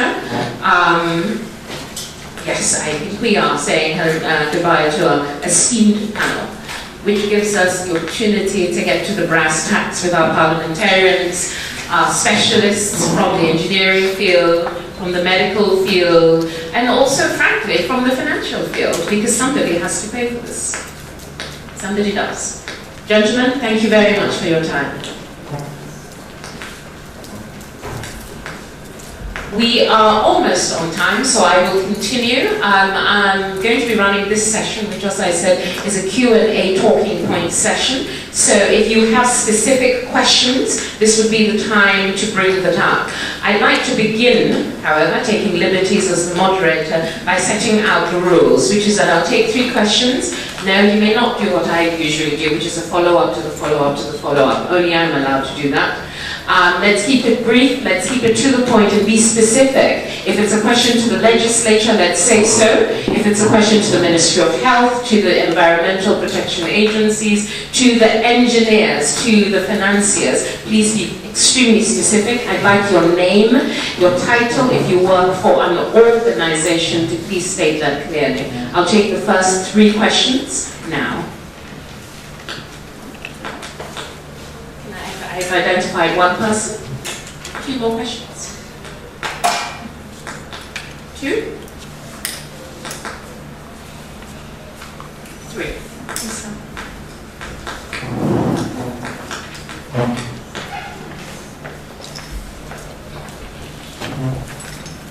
Thank you very much. My name is Anthony Benson. One of the engineer, Anthony Benson. I'm the Waste Management Director for AMA. I've been at post for a couple of months. Mine is not a question per se, it's a contribution. The National Environmental Sanitation Policy was cited in one of the presentations, and it was said that it was prepared in 1999. Yes, it is right. But then it was reviewed 11 years after, so 2010, that was when it was reviewed. That was one. Number 2, it was also said that apart from Tema landfill facility, there isn't any Indian landfill facility in Ghana. Oh, in Accra. Oh, that's correct. Very good. And I would like to add that now we have 4. The first one was commissioned in Tamale around 2003. The second one in Kumasi, more elaborate one, 2004. And then Tema and then Takrady. So we have these 4 in place now. Number 2, I also understand that Zoom Park has a medical waste treatment facility, I think at Station. So I also want to bring that to the notice of the stakeholders. Thank you very much. So clarification received, thank you. And also the third person, if I can have you up here and make it smoother and faster. Thank you.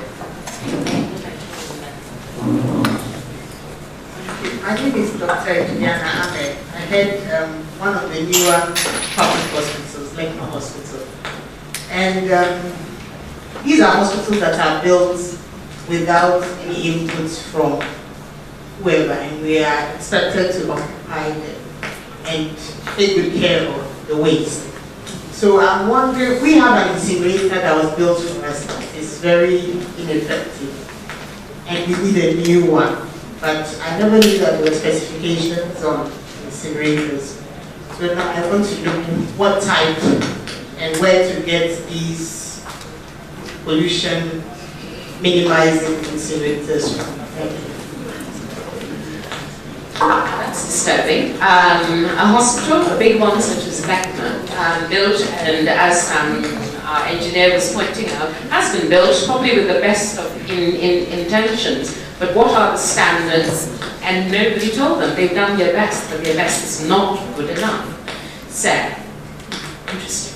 Perhaps somebody from the EPA, Ministry of Health, can address this issue subsequently. Thank you very much. My name is Lo from the School of Public.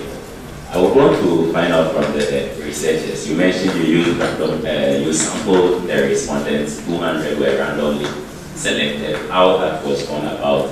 And the facilities that was selected, 2 hospitals came up, Reed Hospital, and then I think another facility. How were those facilities selected? What criteria was used for the selection? The other, you acknowledge the number of policies that we had available as far as medical waste management was concerned.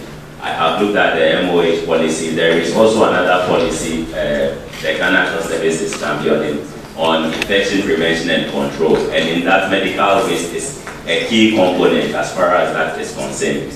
Having looked at the challenges we have with implementation, I don't know what your opinion is. Do you think that introducing or legislating another policy is the way to go? Or we look at how the existing ones are enforced so that we are able to get the Virginia experience that was presented? These are my questions. Thank you very much. I think those are very good questions. Ladies and gentlemen, I'm sure you've noticed the microphone cuts back and forth. I am going to have just a brief moment while that's being resolved. When we come back, IMANI answers the question, and then I think there are 2 issues you raised, whether we should start policy afresh or whether we should refresh the policy that exists, and perhaps the parliamentarians can speak to that. Representative from IMANI. to be specific about the type of methodology that you use. I think it's a really good question because you're citing statistics, but really, where did you get that from? And is this good enough for us to be encouraging a conversation around legislation? Thank you very much. I'll start from the criteria selection. Now, before I go to that details, we actually can spend a whole day discussing methodology, discussing the approach to research, which is a very legitimate issue. But what I believe we should focus our attention on is the outcomes, because this is not really an economic research that will require some types of, we are not finding a relationship between variables, and we'll be playing around how the variables interact with each other, what are they really, We'll spend more time discussing them, but let's focus.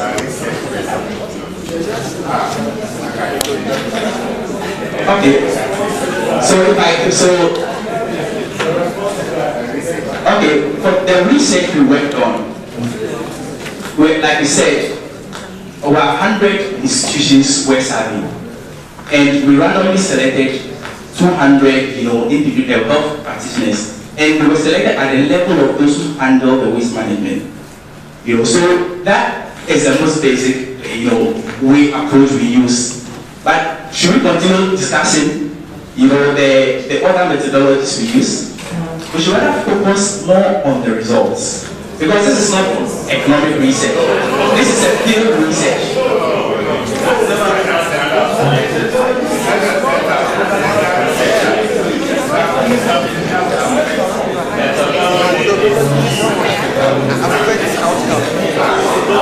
Excuse me. I think I was quite clear that I'm in charge, at least for now. Thank you. If you would like to rebut what it is that he has said, please do put up your hand. That's the whole point of this. But it's not helpful if you're just whispering to yourself. I want to hear what you have to say, because what you have to say might be useful to someone else. So my understanding is that you're going to insist that this is field research. You disagree. Excellent. Move on and answer the next question, and somebody will no doubt take you down. The second question has to do with there are other existing policies. Yes, we actually recognize that. But I want to state clearly that there's a difference between policy and a legislative instrument. I think the gentleman was confusing the two. We have a lot of policies in this space, but what we lack is actually a legislation to enforce the policy. Because the policy actually just states the guidelines, do A, do B, do C. But what ensures that they actually follow that policy? That's why we advocate for legislation. So I want to state clearly the difference. And there was a question about incinerators and different types. There are experts here, I'll let them answer that. But I just want to say that as part of our recommendation, one of the things we stated was that we shouldn't continue allowing more hospitals to keep building their own incinerators. Let's move away from that, because it's not efficient. They don't have the manpower to keep, maintaining it like what was said earlier on. So let's use a different approach. Let's have a centralized system. So, like it's done in the solid waste management, there will be catchment areas. And those catchment areas, in all hospitals there, the facility will collect those waste and manage the entire value chain. And these facilities will be licensed, so we are sure that there's actual regulation. They are following the layout regulations. That is a better option than letting hospitals keep importing their own incinerators. They are going to generate more greenhouse gases to the environment.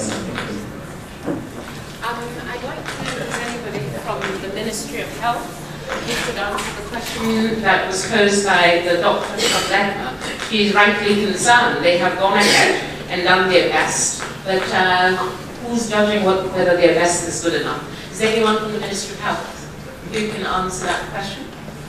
No. I believe there is from the Member of Parliament. Yeah, that is correct. Thank you very much.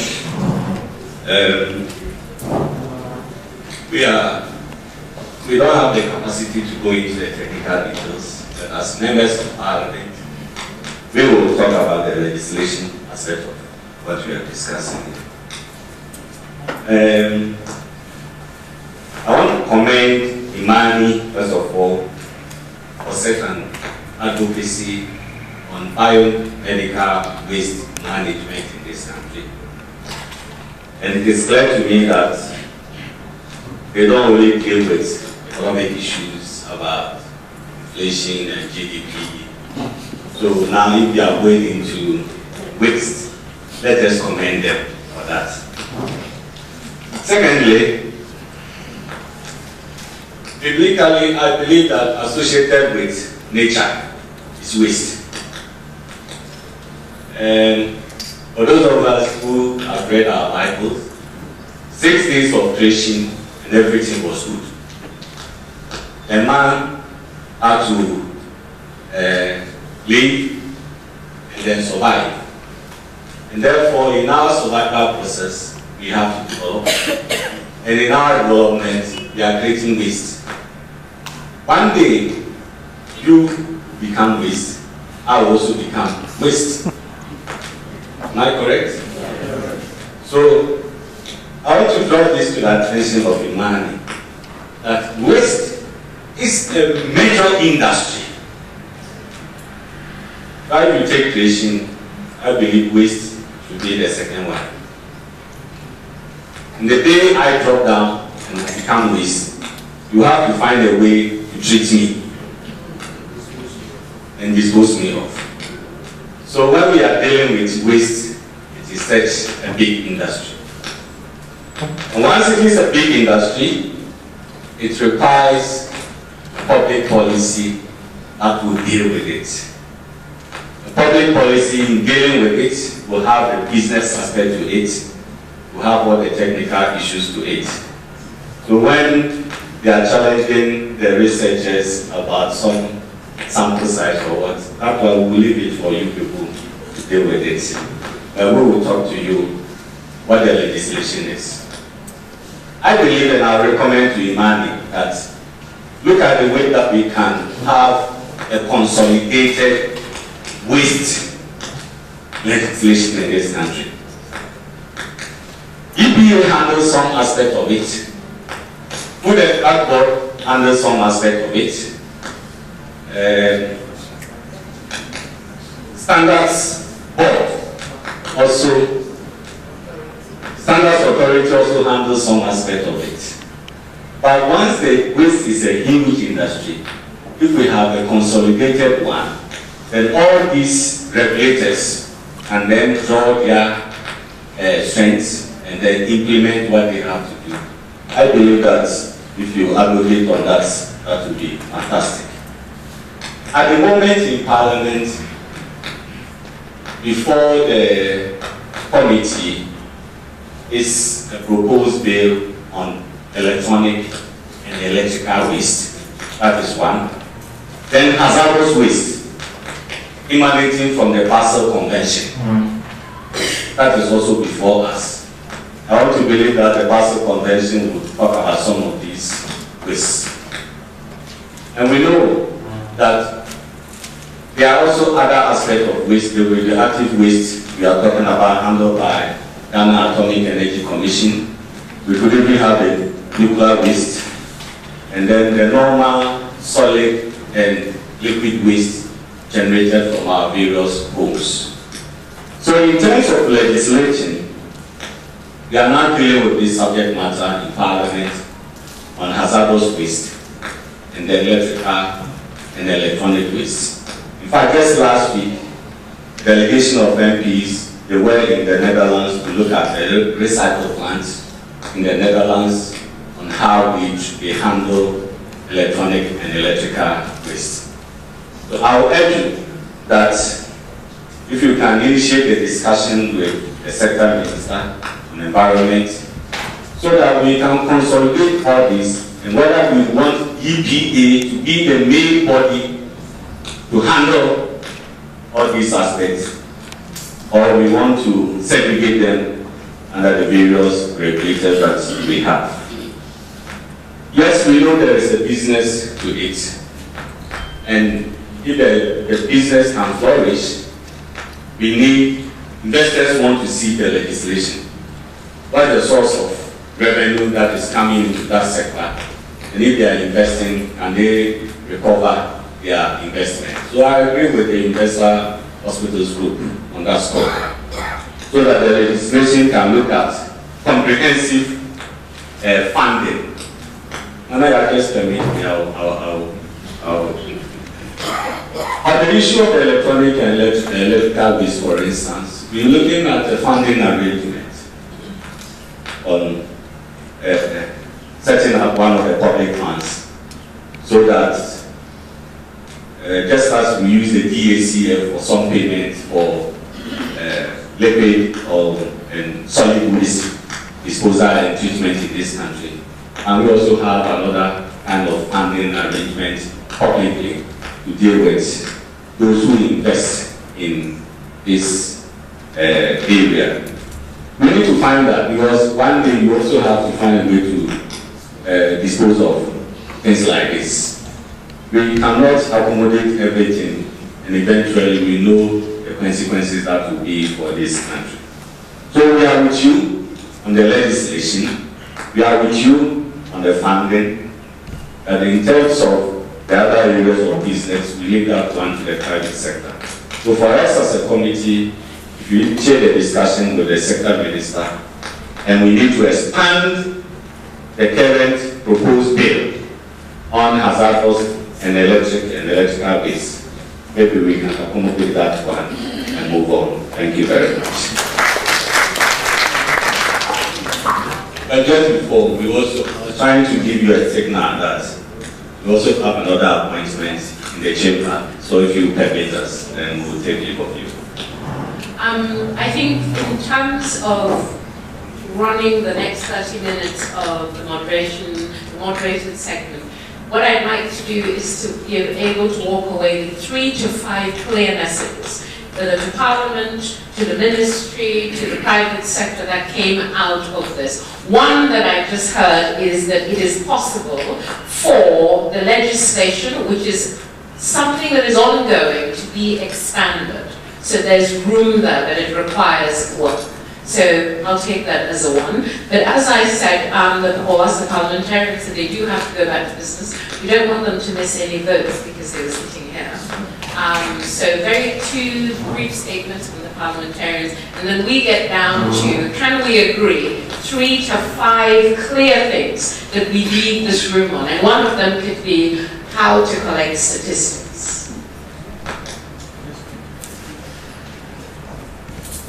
Thank you very much. My name is Benjamin Bodo, who Central Constituency MP, and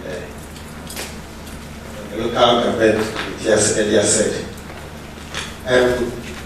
I want to say that the EPA Act deals more with the environment, general environment, and the specifics of biomedical waste. And therefore, like my colleague said, it will be necessary to do some detailed work on medical waste as a separate bill, or as an addendum to, or an amendment to what is already before the committee. And it will be necessary for you to push further discussions with the ministry, the appropriate ministry, for action to be taken. The general waste management is not limited to only those few facilities you've referred to. Under a project or a program being sponsored by AFD, Agence France Development, they are constructing these compost and landfill sites across the country. We have one in Ho, we have in IMANI, we have in Sekendi, Takradi, and another in Kumasi, under the GOV project, which is currently being undertaken. That will expectedly enhance waste management. But I cannot specifically say that there is a provision for biomedical waste management. And I think since the waste generators of of biomedical waste can be easily identified. It's not a technical barrier. It can be easily identified. We have the hospitals, we have the clinic, we have the chip company. It should be easy to even expand a study. Somebody is questioning how samples were, selected. We have these identifiable institutions already there, so we should be able to go further and get to them, find out what happens instead of just limiting to those few facilities. I know also that just one group of companies is building a huge facility. The only type in West Africa is in Kumasi, currently under construction, and they have sections for waste separation and reclassification before they treat them. But what is important is also that waste should not just be disposed of. What is the economic value of waste to a society? We should be thinking of that, because waste actually has a revenue generation potential, which we must not gloss over. So I think that it is not the responsibility of Parliament to start the law-making process. If you can push the discussions with the relevant ministry, then we will normally generate a bill with your input, send it to Cabinet for approval before it is laid before Parliament. And we don't just pass a law. There must be a law from which the LI will be generated. So the emphasis to start with will be that bill that can lead to a law before we begin to talk of the LI. And conclusion, I want to note this. My senior colleague has commended the money. But in another way, I didn't know that we could go outside the very old and big professors for this kind of presentation and have young researchers of the caliber of the lady and the young man. I mean, that is good for Ghana. Thank you very much.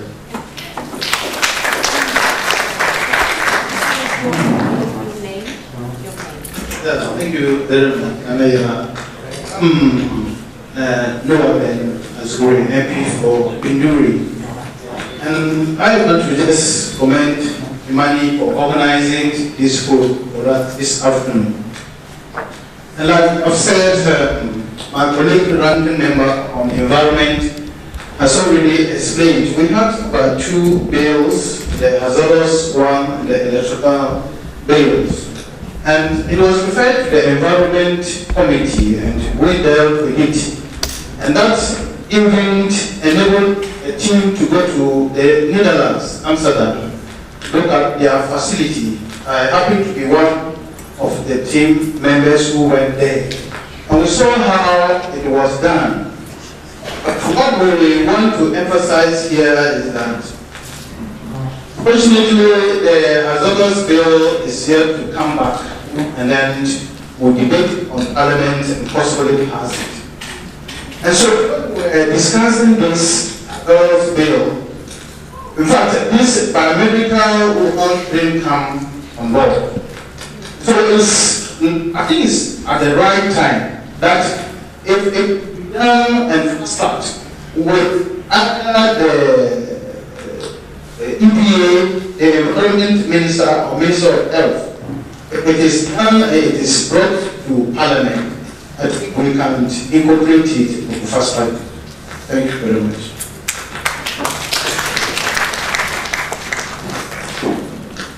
Our 3 representatives from the legislature will have to leave.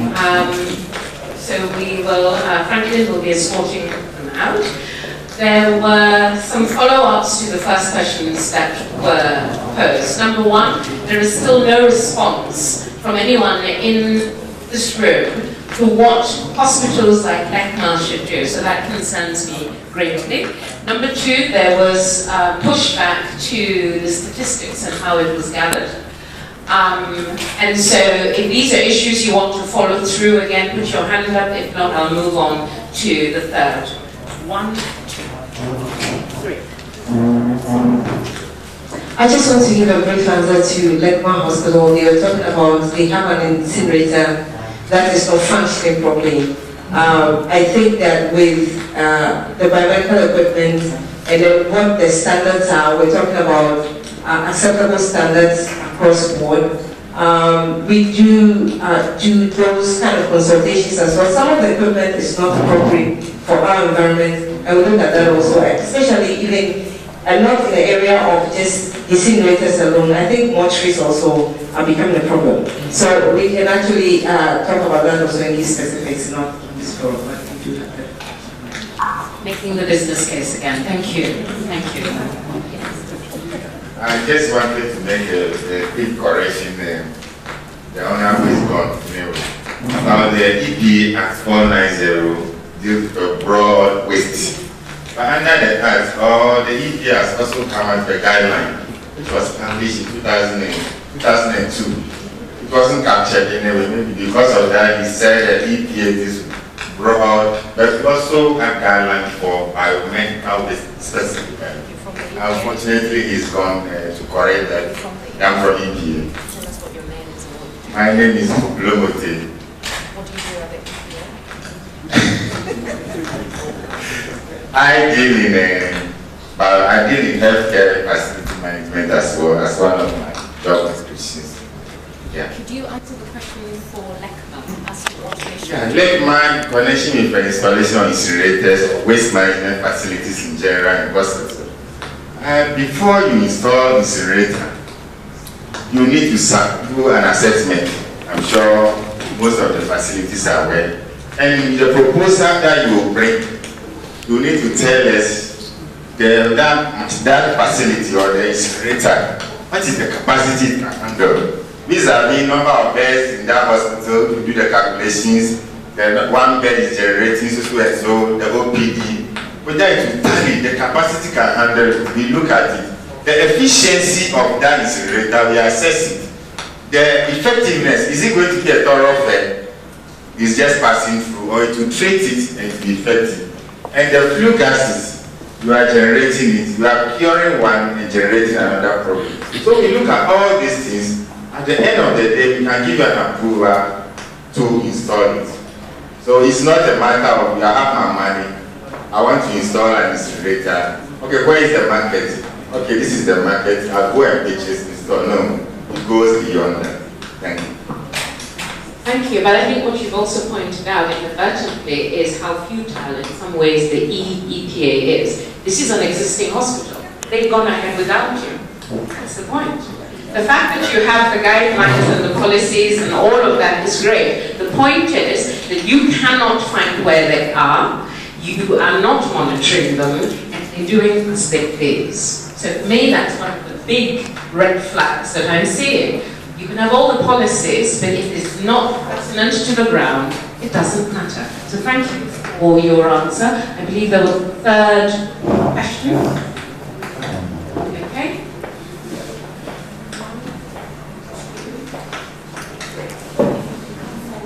Pass the question. Thank you. Tell us what your name is, where you work. Good morning, everybody. My name is Engineer Sule. I'm with Zumpa.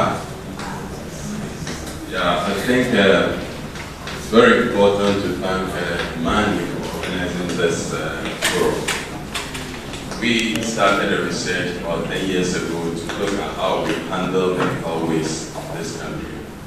Zoom Lion collaborated with Jampa of Turkey to establish this novel state-of-the-art facility at Biomedical.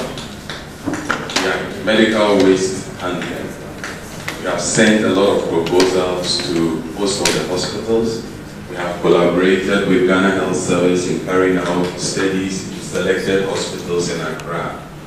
And we have started operating. We are in full operation. We started June last year when the Vice President came to commission the facility. And we have spoken to Lekman. The Lekman issue is something that we can easily handle. They are not very far away from us. We gave them a proposal, detailed out all that we can do to assist the Lekma Hospital in handling their biomedical waste. So I think after this forum, they can still talk to us. And then by way of trying to let people be aware that we have this facility, and the facility can handle most of the hospitals in the enclave, Accra. We have all that we have spoken about here. Specialized vehicles, cold rooms, autoclave, shredder, and we have a landfill. So these are some of the things that we all have to look at. And I pray that after this forum, well, I don't know if they will even allow us to make a presentation, a 15-minute presentation. No? So we'll organize that at a later forum. Thank you very much. Very quickly, again, the gaps in knowledge that there are existing, whether it's the Universal Hospitals Group or SUPAC, there is existing expertise on the ground. Whether it's connected to the EPA and that's connected to the hospitals and the clinics, I think there's a problem there. The policy is there. Is the policy good enough? Perhaps not. But is the policy even being implemented so that we know that it's not good enough? That's, I think, for me, another gap. We have 2-3 people to speak. Tell us your name and where you work. Thank you very much. My name is Isaac Kudu. I'm an assistant research scientist with the Nuclear Chemistry and Environmental Research Center of the Ghana Atomic Energy Commission. And I would just want to also bring another dimension to the discussion.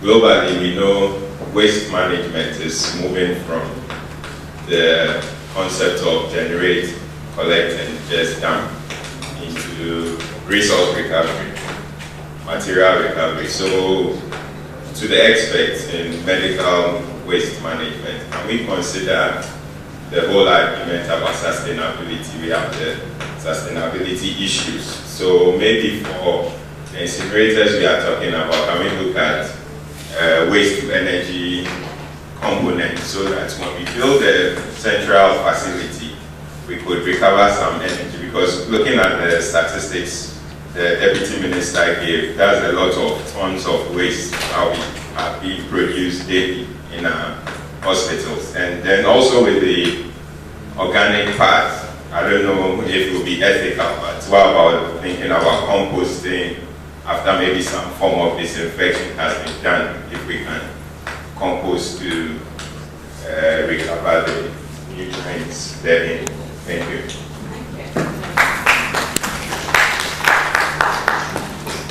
My name is Manager. I work with the African Challenge with the environmental issues. That's a short one for EPA. It will always be talk about the inability of EPA to monitor and regulate the issues that they are working. Now we want them to tell us exactly what their problems are. Is it resources, or is it expertise, or technology? What is their problem?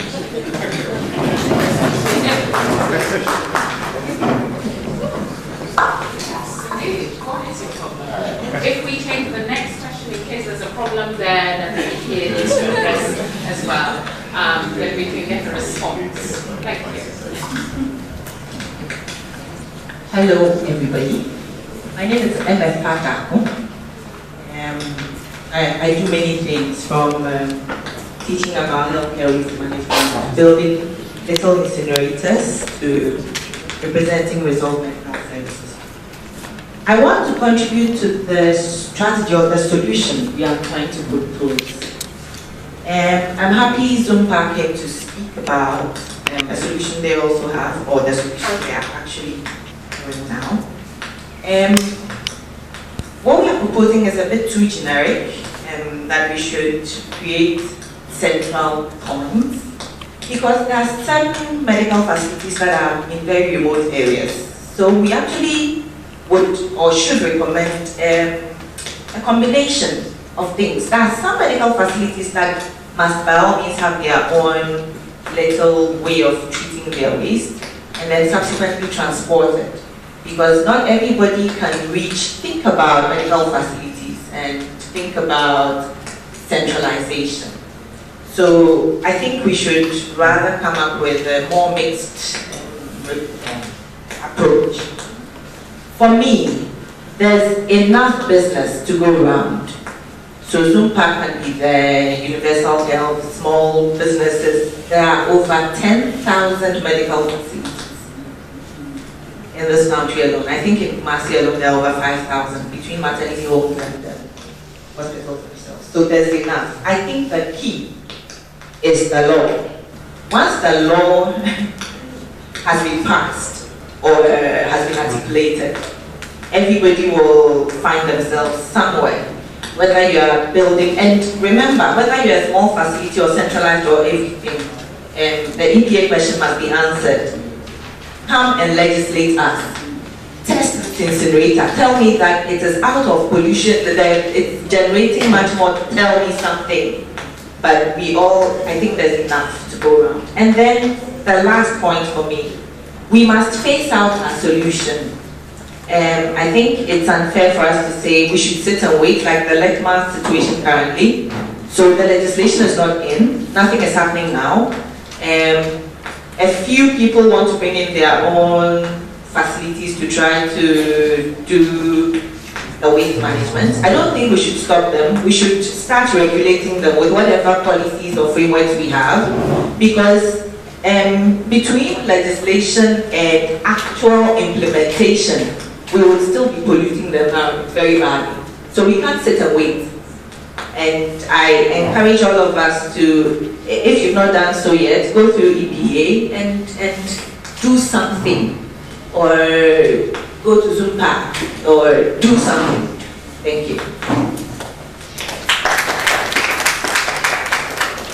Settlements, including the business case, concern citizens like myself at the table, a second conversation, not so much about presentations, because by then the presentation should have gone out, so you are coming to look at 2 to 3 questions and you are answering them.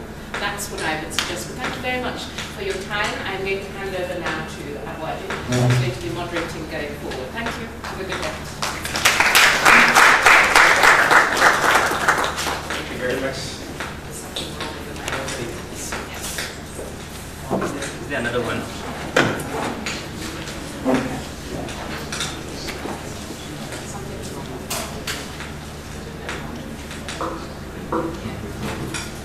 Thank you very much, Mrs. Kruger, for the wonderful contribution. I guess that we are running out of time, but I suspect there are people who want to make a couple of interventions, so we will take them and then we'll move on as quickly as possible. Madam, you have the first word.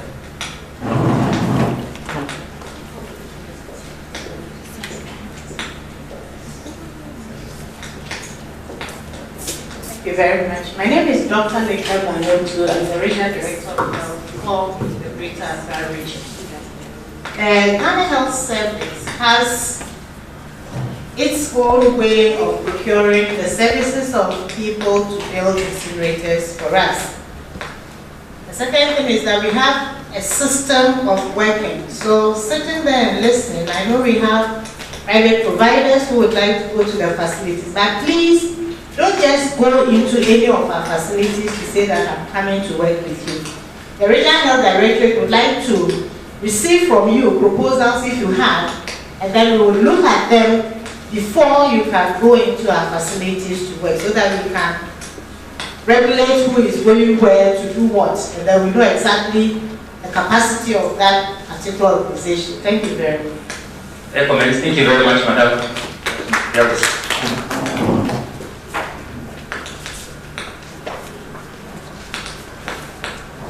My name is Janet Edu. I'm coming from GSA, and specifically from the drugs, cosmetics, forensic and toxicology. And just about the business aspects, I'm only encouraging those who want to be in business, because we dispose of a lot of human parts. because of the forensic aspect. The forensic aspect that we do. And currently, I know it has been used to dispose of ourselves with permission of AMA, and then we go to the cemetery. We bury the parts like the normal whole parts. And a few months back, or almost like a year, we subcontracted to a company, but because it comes from the top, I'm not from the top. I don't know the name of the company per se, but listening to the doctor and Celestina, yes, Celestina. I noticed that the transportation of these wastes or parts should be in a particular way to the end. And then you have to make sure that everything is done right. And we work with a lot of chemicals. And I noticed that as these parts or the waste is being packed in the truck, the company that comes there, the only thing is, I don't know their name because I'm not part of decision makers. They just put them in the truck and cover us. The transportation from that end to the cemetery is also another environmental something. So I'm just throwing this to the hospital and the business. Yeah, it's another business opportunity which you can also approach our elders from the top. And it's all business. That's why I'm just saying this. And we didn't come in because you don't know that we also do human bodies. Like we actually work on human bodies, and now we have a lot more because we have the histopathology lab and a lot. Within 1 week you have a lot of samples. That's amazing. So I'm doing this to you so you can see our picture. Thank you very much, Madam, for that education. We didn't know the GSA had all these on its plate. So clearly, there is more opportunity for our private sector stakeholders. Any other submissions? We are gradually bringing this to a close. So any other submissions before we draw the curtain? Okay, so we'll just take two. We'll just take the final. Okay. For the EPA question, I guess the rep was here. EPA. Somebody. Yeah, maybe we need to educate ourselves about the functions of EPA. Waste management or collecting on boiler in goods, that is not a function of EPA, but we regulate the collection. Those are the functions of the assemblies. The district assembly, they also subcontract those into private people and they regulate them. The EPA doesn't go and pick boiler or dispose of goods. So that is not our function. But we regulate the collector or the assembly. So that will be directed to the assembly.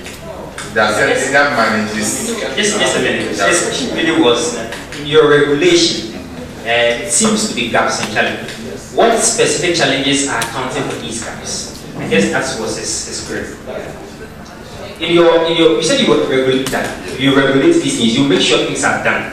So basically, we see that there are gaps because some of these things are not done. Being done today, we've heard that some hospitals actually even have challenges, which you probably don't know about. I don't know. But the question is, what is accounting for these challenges that the EPA is facing? I guess that was his issue, if I'm not mistaken. We do monitor these facilities or these hospitals, and we do give recommendations.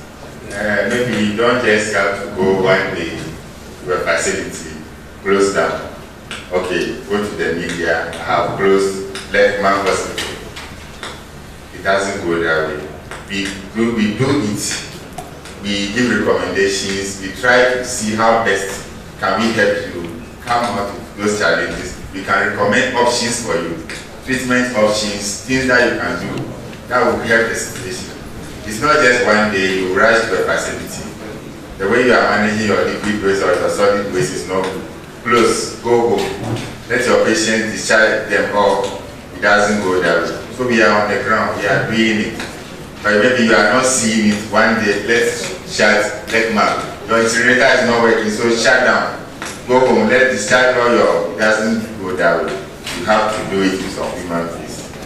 Thank you very much. I understand we don't have time for any more questions. We're very sorry. I'm sure the conversations will go on, but I understand we run out of time. And so those who have questions, we can meet with the team. The experts are here. All the experts are still here, so you can meet with them privately to solve those questions. For those of us in the media who want interviews, our team will be around. They will be behind this facility, and so you can definitely meet with them for discussions. I understand there are some finger foods as well, so we can take care of that. We'll now invite Ms. Modmate from IMANI to give us the vote of thanks.